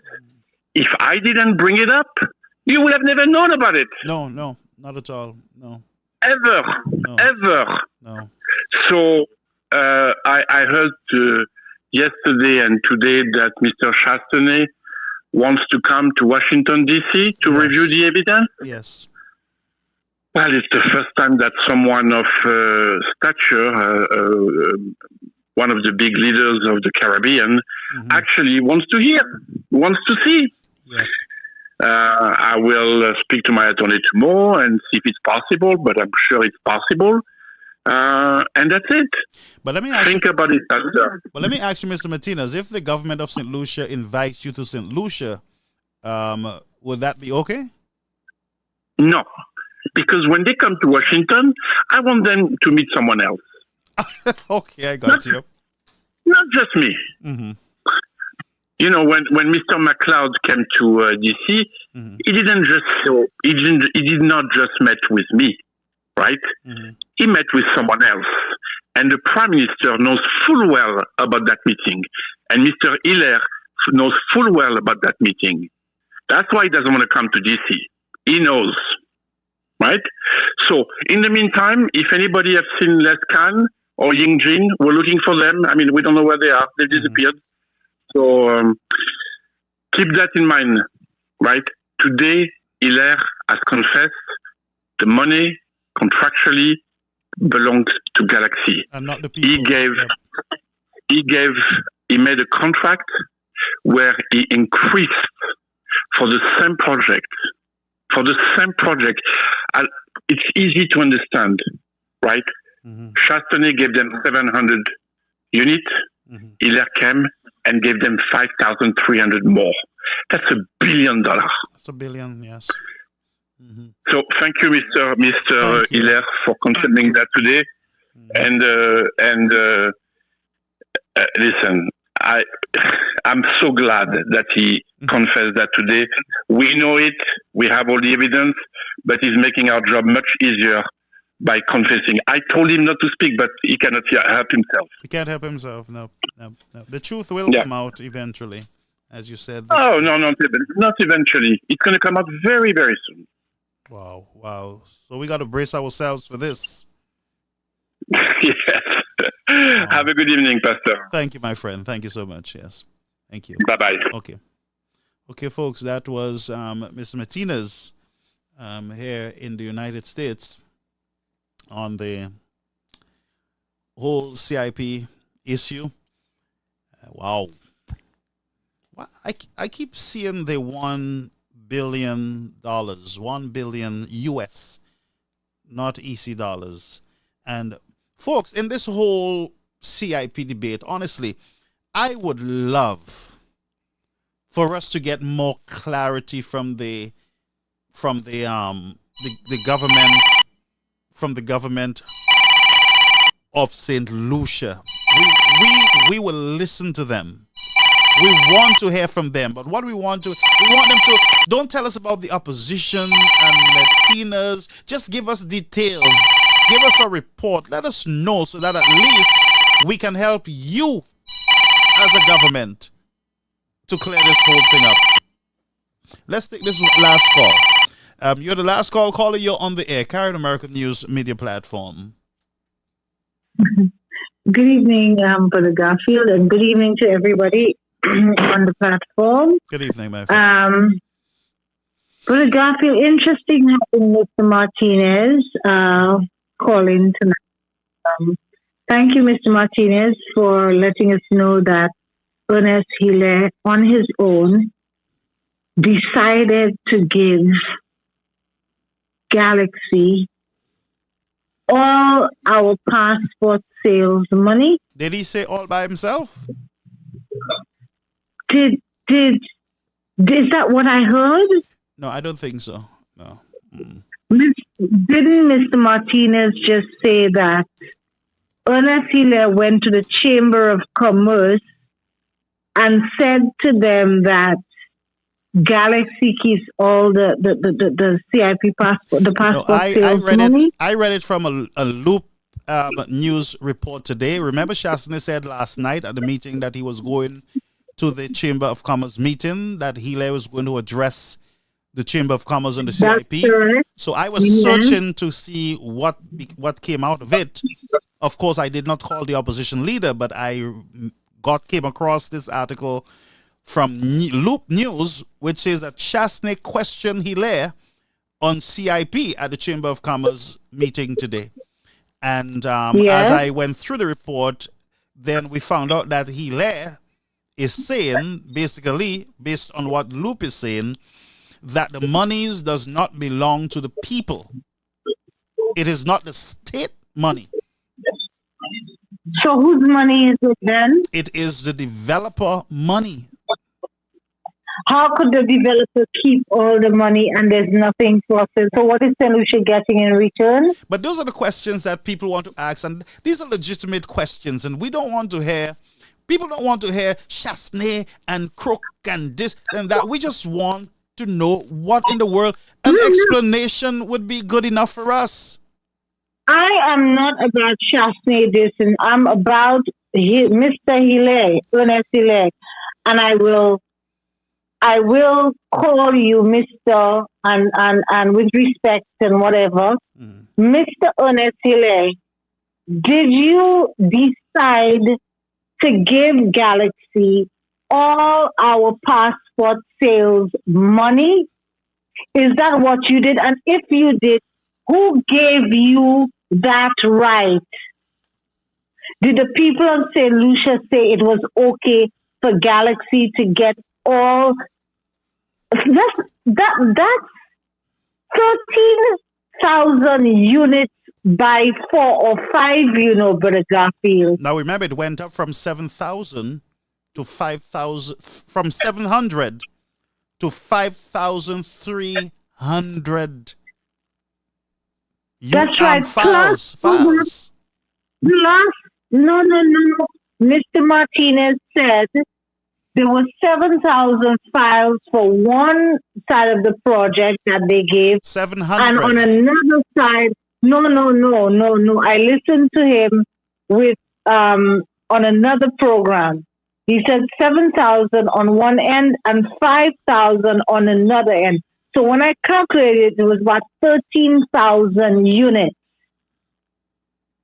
If I'm wrong, Mr. Martinez, please clarify it by a message or something. Call it. There's 5,300 more than Mr. Chastney had issued to them.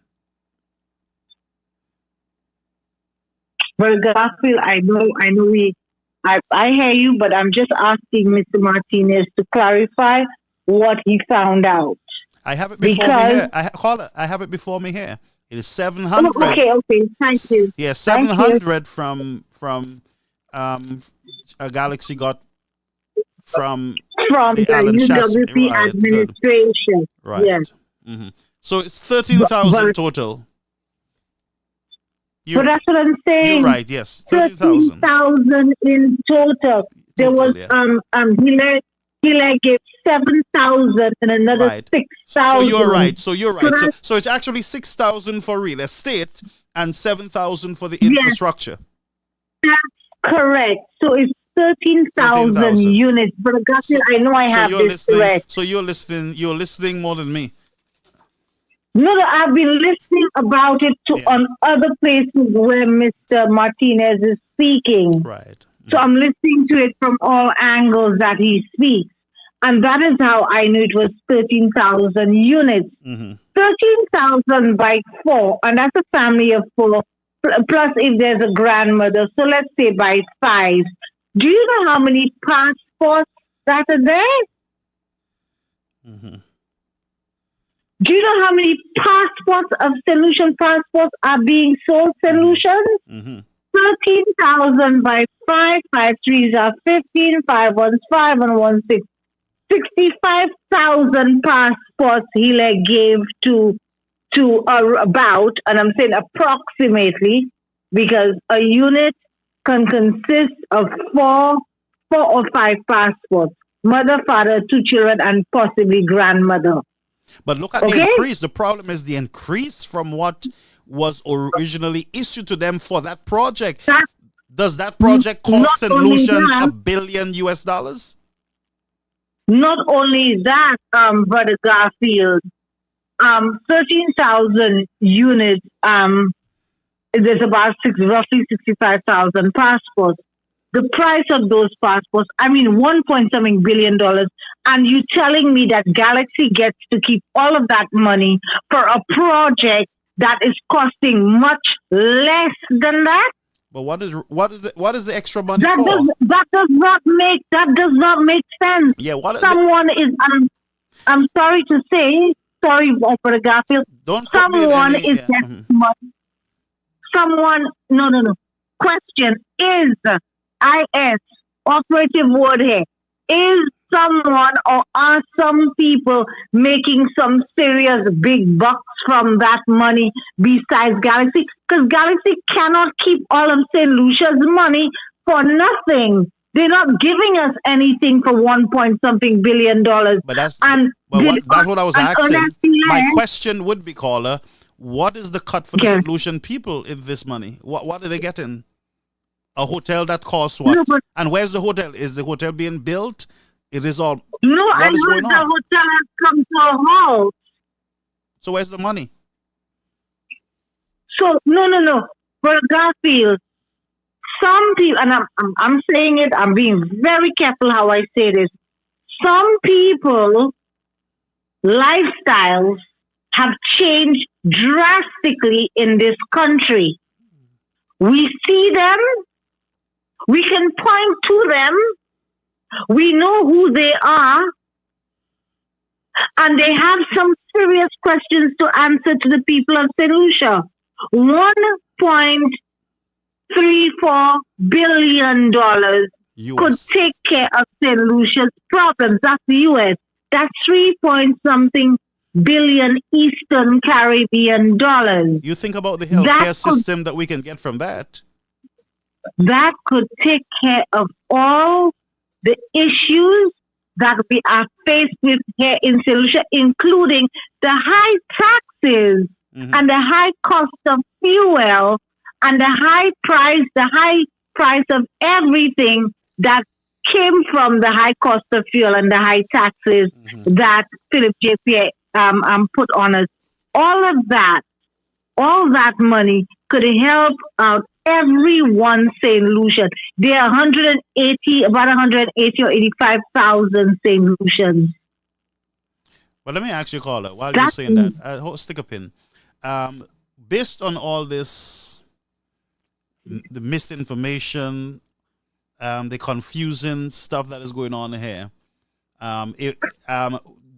do you not think that Mr. Shastney, the opposition leader, that he's doing the right thing in going and see for himself so that he can Yes, understand a little more of what is going on?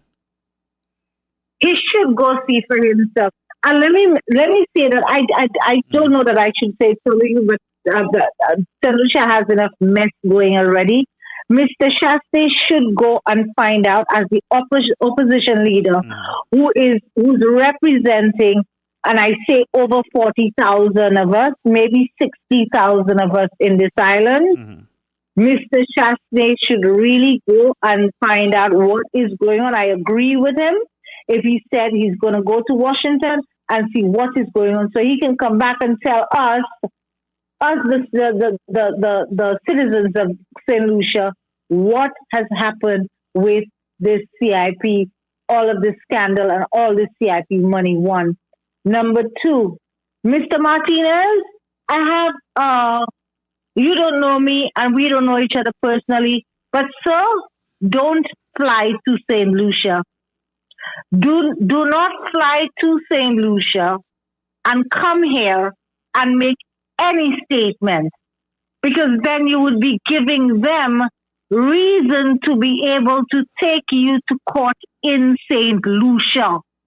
Do not come here. They want you to come to make statements here in this island so that they can take you to court and try to sue you right here in St. Lucia. But he don't have to come here. He don't have to come here for them to sue him.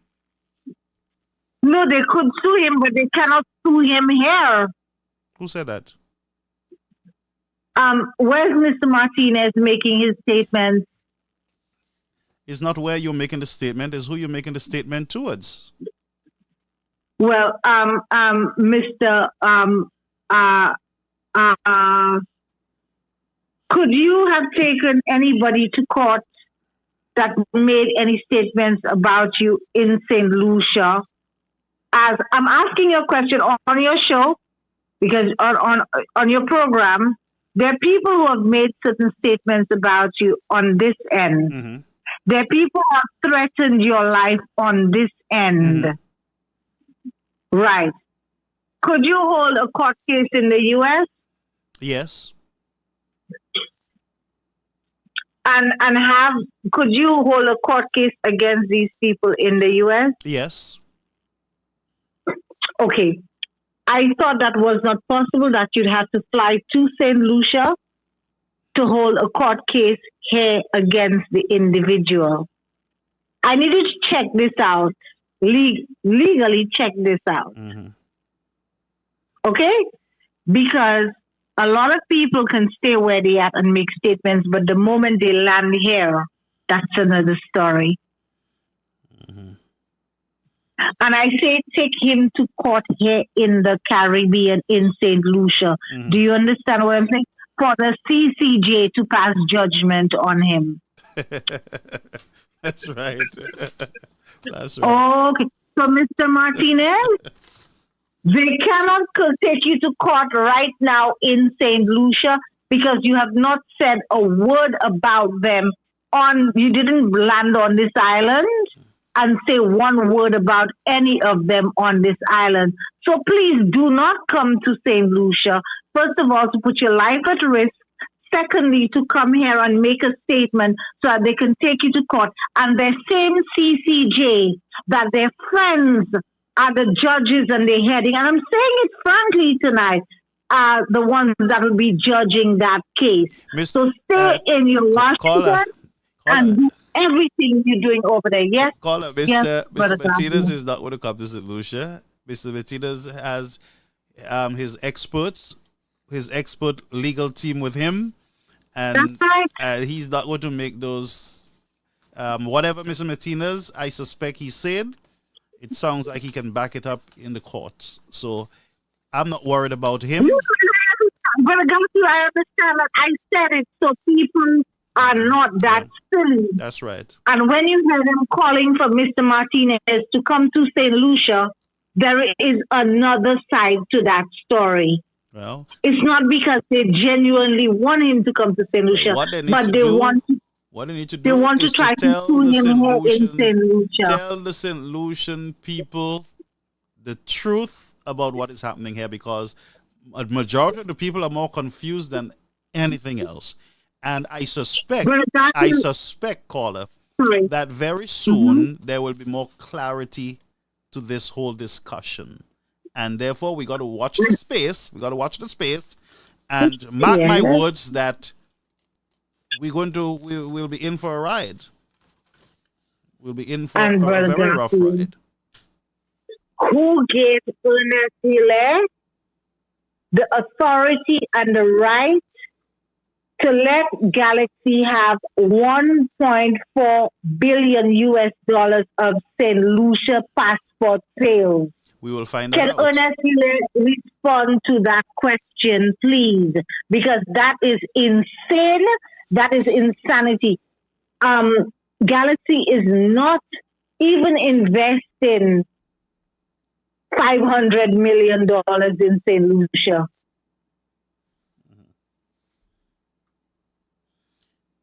Are you there? No, I'm just getting some legal advice there. Oh no! We're not saying anything. No. It's not about what we're saying. What we're doing here makes a lot of sense. It makes a lot of sense. We're asking questions. We're not saying anybody has done wrong. We're asking him who has given him permission and how did he cut a deal with Galaxy that Galaxy can keep all of St. Lucian passport money, because that does not make sense. And Mr. Chasney, we are behind you 100%, sir. You need to go to Washington and find out what is going on. Yes. I have another call coming in. Sorry about that. Yes, so take it. Good night, everyone. Thank you. But appreciate the call. Thank you so much. Yes. All right. So we have another call. Let's take this last call, but I got to go. I have a very hard appointment tomorrow. So I'm going to ask that person to call back. Let me see if I can just pull them up. Just bear with me, folks. One more call. All right. So I will have to return that favor here. Yes, good night, Brother Garfield. Yes, sir. How are you? You're on the air. Good night to you. Good night to your viewers. My brother. Greetings. Yeah, brother man. Yeah, it's been a while. Yeah, a long time. Yeah, brother man. What I would say about that, the whole CIP issue is like, to me, it's not a Chasney issue. People try to make it between Chasney and Healy. That's right. That's not a Chasney between a Chasney and Healy issue. No. This is an issue between Healy and the people of St. Lucia, brother man. It's high time the people of St. Lucia take responsibility and take ownership, brother man. Taking control over the affairs of St. Lucia. And until we do that, brother man, fellas like Hilaire will believe like he's bulletproof. Mm-hmm. You know, like he's untouchable. He can do whatever he wants. And nobody cannot say nothing and do nothing. But man, it's because of the ignorance of some of the people of St. Lucia that is happening. And most of the people that is happening to are the very same people that are coming to your doorstep and crying for you for help. Yeah. I'm telling you that no boast about that, brother man. I'm telling you the truth. I believe you. Brother man, how can you tell me we put a man responsible for our CIP affairs? He told me he don't know if the manager is the man that running the CIP if he resign. He don't know if he don't resign. The man playing games with us and the people of St. Lucia sitting down there. And I'm shocked there. The people of St. Lucia sitting down there and allowing this guy to play cat and mouse game, knowing that St. Lucia is in a legal lawsuit in America, brother man. Brother man, people in St. Lucia taking that for a joke. Until when they try to pass for the shores of America and they send them back and they start to complain, they will never see the reality or the gravity of the mess that St. Lucia is in, brother man. And until that they come, when St. Lucia is going to realize where they are, it's going to be too late. Too late, that's right. We like to sit down, brother man. We like to sit down and allow the mess to fester itself. And then afterwards, we want to complain. And where we have the right to do something about it. Who is Ile? And that's why sometimes when I do my life, I keep on saying, people in St. Lucia have too much respect for those men. Who is Ile? Who is Ile we can hold to task for answering us questions? Who is Ile? Who is Ile to tell us he has to go to Galaxy? Who is this man? Who is this man? But man, we are the ones that voted for you, not me, because I had better choice. You know. But the people of St. Lucia voted for you, brother man. You need to be answerable to the people of St. Lucia, not to Shastney. Stop being Shastney in that whole issue, brother man. That's nothing to do with Shastney. Because at the end of the day, Shastney will come and Shastney will go, brother man. It's the mess. The mess is we, the people of St. Lucia, that is going to suffer the consequences at the end of it all. And that is where we need to step up. We need to step up, Garfield. Too much hypocrites are wrong. Another thing I want to say again, man. I want to go. You know, as you can see, I have never said congratulations to Julian Alfred. Yep. And Garfield, and let me tell you why I have not said it. I have not said it because I don't want to take praises for any man hard work. Let me tell you what happened to St. Lucians. Most St. Lucians, they sit down there, they see you struggling. But man, they never lend a hand. They don't even know how you're doing things. And the moment your glory days reach, they all want to bask in your glory. And brother man, this is a prime example of what the achievement of the young girl. And I don't want to take the achievement of the young girl from her. You know, and I right now I'm going to use this forum to say congratulations to her. Yeah. You know, she did us proud. Yes. Yeah. But Kavil, I'm tired of seeing young people in St. Lucia struggling, brother man, and no government, nobody know how they're making it. And as long as they make it, the government want to jump in and take all the praises. And not only the government, people that don't even know of the existence of the individual. True. Right now they have taken the praises. But let the lady enjoy and back into the glory first. That's right. And then after, you understand, when she comes to your shows, they all, when I see a particular man, only Manhattan, as this man, where, if he ever knew of the existence of this young lady, and he tell you no, he doesn't know. They don't know. This young man, I can tell you, Garfield, to achieve that goal, that young lady must have been through a terrain of difficulties. And remember, she had to leave the country in order to, she had to leave. And nobody knows about him. No, nobody knows about the struggle of the young lady. Yeah. But they all, let's jumping. But now I'm not jumping yet. I'm happy for St. Lucian. I'm proud of her. But let her jump. Yeah, proud of her. But let the young lady jump. I see all fellas like Sean. Sean come and say, Sean Edwards saying he give the lady 150. That's I don't want any tilt. But all that is not necessary, you know.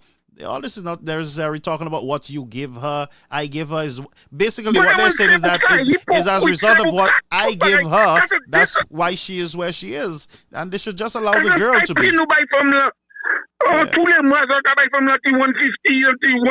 her to be. Allow her to be. Yeah, allow her to be. No, allow her to be. They should let the girl be. Let her enjoy her moment. When I see them things, when I laughing. Yeah. But just because nothing is going on for them. Yeah. Look at them. They have nothing to be glorify about. They have nothing to glorify about that. Nothing. Yeah. So they're grabbing at a straw. You never had a drowning man get catch at a straw. Yeah, of course. That's what they're doing there. So let me tell you, that's like a lifeline to the St. Lucia Labour Party. So them grab to that, and they're not. If Julian don't look at herself, if Miss Julian don't look at herself, then people will drag her success in the mud. Yeah, they got to stand clear of that girl. they need to stand clear. This is a nation celebration and not a party Yes, brother, celebration. man. Yeah, and I will ask all parties to stay away from the girl. Let her enjoy the moment. Let us see how we can improve the country, have swimming pools and longer tracks so that our young people don't have to travel outside in order to achieve anything. You know, let's do better. But Garfield, while you're on that note, let me just make a little expression and something for you. I remember, Garfield, when Estefan as minister, when Estefan was minister of sports. Yeah. Estefan wanted to make every field in St. Lucia, beautify every field in St. Lucia with asphalt. Yes. Man, the same hypocrites that there, the same hypocrites that there, glorifying in Miss Julian Alfred's success. It's the same people that were saying this asphalt was giving people cancer. Yeah. 82, Je sais que ici, St. Lucian Drag is something to show, brother man. I can tell you that. So sometimes I just stay there, brother man, and I say to myself, so hot. So right now, they're trying to make everything Chastney. Very sad. You know, man, for 3 years, the roads are terrible in St. Lucia. No, you still don't know. There is no finishing inside for the St. Jude Hospital. Brother man, after all what you all said, right now they all have Reno bringing in exporting workers. And they can justify it. They will tell you Shasta did it, so they can do it too. That's how they roll, you know. But when it comes to Reno, I don't say too much about Reno, but he really crafty, brother man. Reno is crafty. Yeah, I know. He come and he's saying a lifeline. Yeah. Yeah, he's a businessman, man. He crafty too. He come and send a lifeline and talk about. That's why Reno is where he is today, because you have that skill, you know.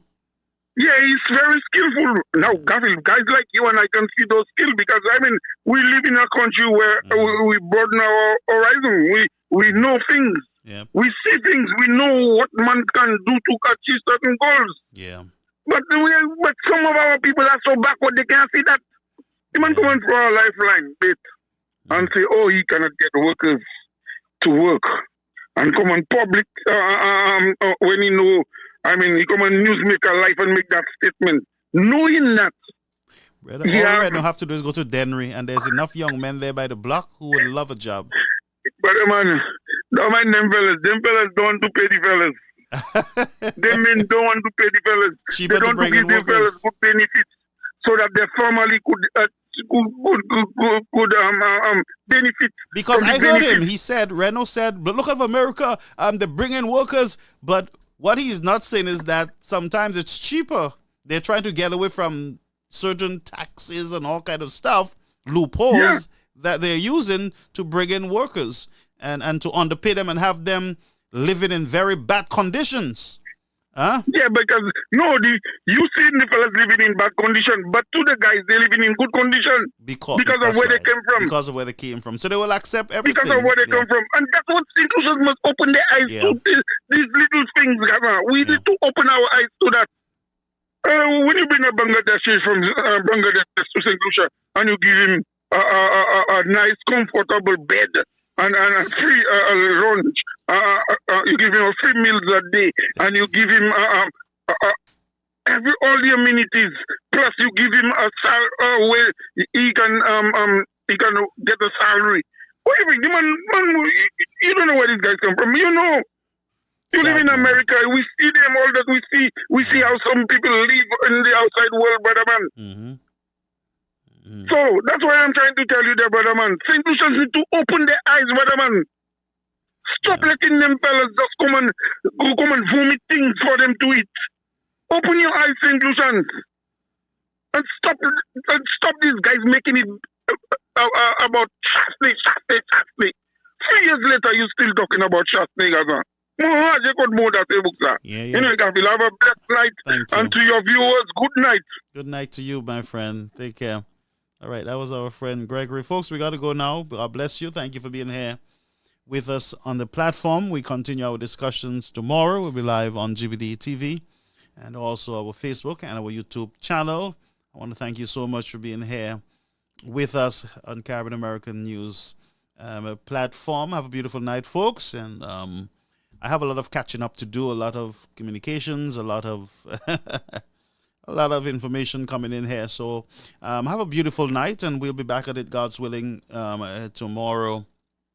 Right here. We don't know what is going to happen. Maybe more breaking news, more stuff happening on the platform. Just watch this space, friends. You have yourself a beautiful rest of your evening.